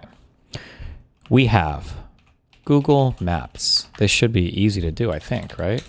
Am I retarded, or is like noon going to be... At noon, where is the sun going to be? So it looks like they are looking north, right? So if they're looking north, because the apartment is over here and this building is here, it's Minnesota, high latitude. The sun will be really low all day. Can we figure out like where the sun would be from east to west if we see that the shadow from this no parking thing is almost is falling north? Would that, so the sun would be, somebody do it. Where are my GeoGuessr fucking champions at? Sun here. I'm literally a YouTuber. Oh, hold up. Okay. So he's looking south right now, right? It could also just be a Sunday. Well, he said they were there on a weekday. They are facing east right now. Are you sure? I don't think so. Because the door that they're looking at is here. This was the main street where the apartment is here. So right now they should be looking south, right? Good luck, little bro. Virtual sundials at certain location at a time. Okay. Latitude, longitude. Oh, how do I get right click How precise does it need to be? That's probably fine. We'll just say 12. I don't know when he would have recorded this. We'll say 12, I guess, my birthday. And then time, we don't know. Let's say 12 o'clock. And then time zone, and then -5 during daylight savings time. Or are we in daylight savings time? So it'd be -5. No, it's -6. Don't you want a daylight save in the fucking winter? Isn't that the point of savings time? No! Why do websites do that? Oh, it saved it. You're lucky. Okay. Run. Okay, so at daylight, so at noon, we would expect, what does this mean? We would expect to look to the south and see the sun a little bit to the left. That's what we would expect. And the shadow would be cast almost directly to the north. What if it was like 1 o'clock? Okay, and then 2 is when they open. Should be significantly more to the southwest. Is that southwest enough? Destiny, drag the bar at the bottom. Holy shit, what the fuck is it? Where am I? Minneapolis. Here it is, okay. This is for December 20th. Okay, which way? And we would say the shadows are like leaning. It's hard to tell because of the angles and everything, but I feel like they're leaning pretty north. So they open at 2. Destiny, 2:33 p.m. on the directory he visited later on in the video. True. Okay. So based on this, the sun shit, it looks like he probably was there around noonish, maybe noon to anywhere from noon to 1 to be generous, but probably before 2 when they opened. And then later on in the video, is this the next place he goes? This thing says 2:33 p.m. Is this the very next place he goes to, or does he stop by another place first? Where was that in the video? What timestamp? Oh my god, it's way over here. I want to talk, as you can see. Oh, so he's gone. So this is way later. Yeah, so it probably was around. The video's like Pulp Fiction. It's not in order. I bet he was here around noon. I feel confident with our sunlight analysis. How do we know it's the same day? I mean, he said it. Now, he could be lying about that for just to make the video cool or whatever, and it's not important, but what the fuck kind of quality learning childcare has operations from just 2 p.m. to 10 p.m.? I'm so confused. My guess is it's probably for like after school. Go to 22:20 in the video. Oh, and this is where she says come back at 2. Where are the children at? Are there children here today? No. No children? Yes. Why are there no children? Two of Mexico. Would my son, little Joey, have friends to play with here? Yeah, and this was the place they went to immediately after. So it's not so assuming they're not lying about the order of events, the sequence of places they're traveling to, and then assuming our sun analysis is okay enough, is close enough. Ooh, hold on. I wonder if that's why. Do they ever bring this guy around to the side where it says where it's closed, or do they only talk to him up front? Get rid of all the fraud. Have you ever seen children at that daycare center right there? Where? Yeah, it's right there. It says the child. You've never seen daycare. I haven't seen anybody in here.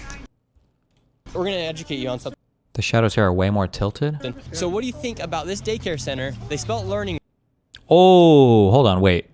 So this is probably around 1 to 1:30-ish, or 1 to 1:20-ish maybe? So it's a little bit later where they grab this guy? Because the shadows are leaning in here now, right? They've received over $1.9 million this year alone. Because we're assuming this building is built pretty straight vertically south to north, and we can see the shadow coming a little bit inside here, right? Oh, actually, if you wanted to be mega autistic, if we assume the exact angle of the building, I bet you could just, you could measure the angle right here and figure out what the exact angle is of the sun. Who could do it? Who wants to be my autismo? You could probably do it exactly here. And the only window they do have, the door, is blacked out. Yep. Oh, and then he's got him back here, yeah. So what do you think about this daycare center? They spelled learning wrong. They've received... I feel good about this. Digital screen in the background, it says date and weather. Wait.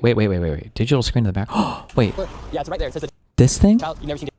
Oh, shit. Hold on. Clear sky, 42 degrees Fahrenheit on a Tuesday. Oh, I wonder if we can figure out the date that he actually recorded. Hold on.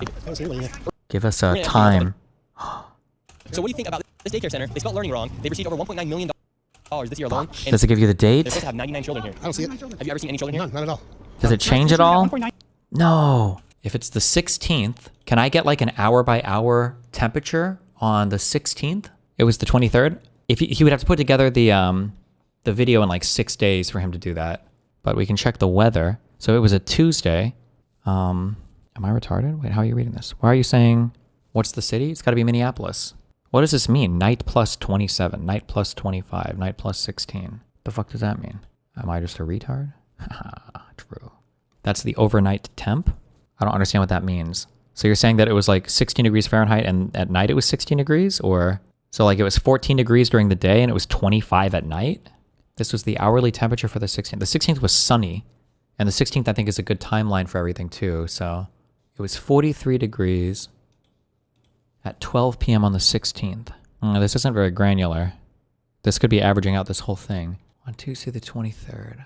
Oh, it wasn't hot enough. Oh, we can wait, we can figure this out by the date, by the weather. Absolutely. There's no way it was the 23rd, right? The high on the 23rd was 32 degrees. And we can see in the background here that it's 42 Fahrenheit. So it's absolutely not the 23rd. There's no way it's the 30th because that's tomorrow. This was on the 17th. Oh, because he tweeted this out on the 17th. Okay, so that was probably on the 16th. Okay. It was either on the 16th or the 9th. Okay, so the 16th seems like it works well. December. This is the high was 39 though. Different weather thing, I guess, maybe. It might be the state average. This is Minneapolis. 20 million. Yeah, okay, yeah. He does on that tweet. So this was on December 16th. Okay. I see that. Okay. I don't know. The thing is, I don't know where these guys also are pulling their weather from. Like Music Box, whatever this sign is here. I don't know where they're pulling their weather from. If they're getting it from the National Weather Service or whatever. But it was 42F. Is there a way to find that out? Minneapolis area. Daily data for a month. View map location. Ooh, hold on. Oh, wait. These guys are closed right now. What are the Albee kitchen hours? Hold on. Wait. Hold on. I'm trying to find where this fucking place is. Climate. I don't know why you would just type that in chat instead of fucking linking it, you fucking retard. Wonderground. I don't know what this website... This gets to 43 degrees at 1:53 p.m. But I don't... Do they pull their thing from the National Weather Service? But it also says 43 at 2:53. It could maybe at 11:53. I don't know. Oh shit, we have it. Oh, you're a god. His phone, you can see the reflection here. It's 1:09 p.m. The sunlight analysis looks like it's around then. That kitchen place apparently doesn't open till 3. He's at this place later on at 2:33. And now we have for his cell phone 1:09. He's absolutely fucking bad faith lying. Fuck this guy. There. Okay. We got him. Ladies and gentlemen, we got him. Destiny, this video is all you need. I don't know what the fuck you're showing here. Lines? And then... Was this the angle thing you wanted me to measure? Oh. I'm just looking for the angle or whatever? Where is this shadow even coming from? Whatever, it doesn't matter because, well, now we know it was December 16th. And we know it was 1:09 p.m. Or a little bit before then. We were pretty close. I think we did okay here. The angle kind of matches. Wait, couldn't they have changed the hours though? Even if the DGGR saw it was 2 p.m. in person? Wait. Is he still here? Fuck. Flopagus. Did you take a picture of the sign outside? Is the sign outside? It is spelled incorrectly, right? Fuck. There's no way he took a picture outside. He did? Wait, where was it? Fuck. Good one. That was the same sign, you can see it? Yeah, but I'm just curious if it was still misspelled. We can't see it from his picture. Link me this guy's tweet. Fuck it. Let's tweet out our slop on fucking X for no reason. Wait, that is the woman holding the phone. Wait. What do you mean? That he visits later on or the white woman that's shouting at him in this video? Timestamp is at 2020. Oh shit. Okay, be careful. Jesus fuck. Okay, hold on. I can't get anything wrong here. And fraud. Wait, 2220. Oh fuck. This is less. I mean, it's still good, but he could be lying. He could say he shut it out of order now. Fuck. Okay, that's not as nice as I would have wanted it to be. I'm still pretty confident with everything else we have, but it's not. That's not as good now. It might be worth seeing the times of operations of the earlier place he went to in the video. Maybe, yeah. You might be able to go through all of these. But I mean, like, I feel like you only have to demonstrate one thing like this, and it should call into serious question, like the rest of the. It should call into question everything else in the video as well, right?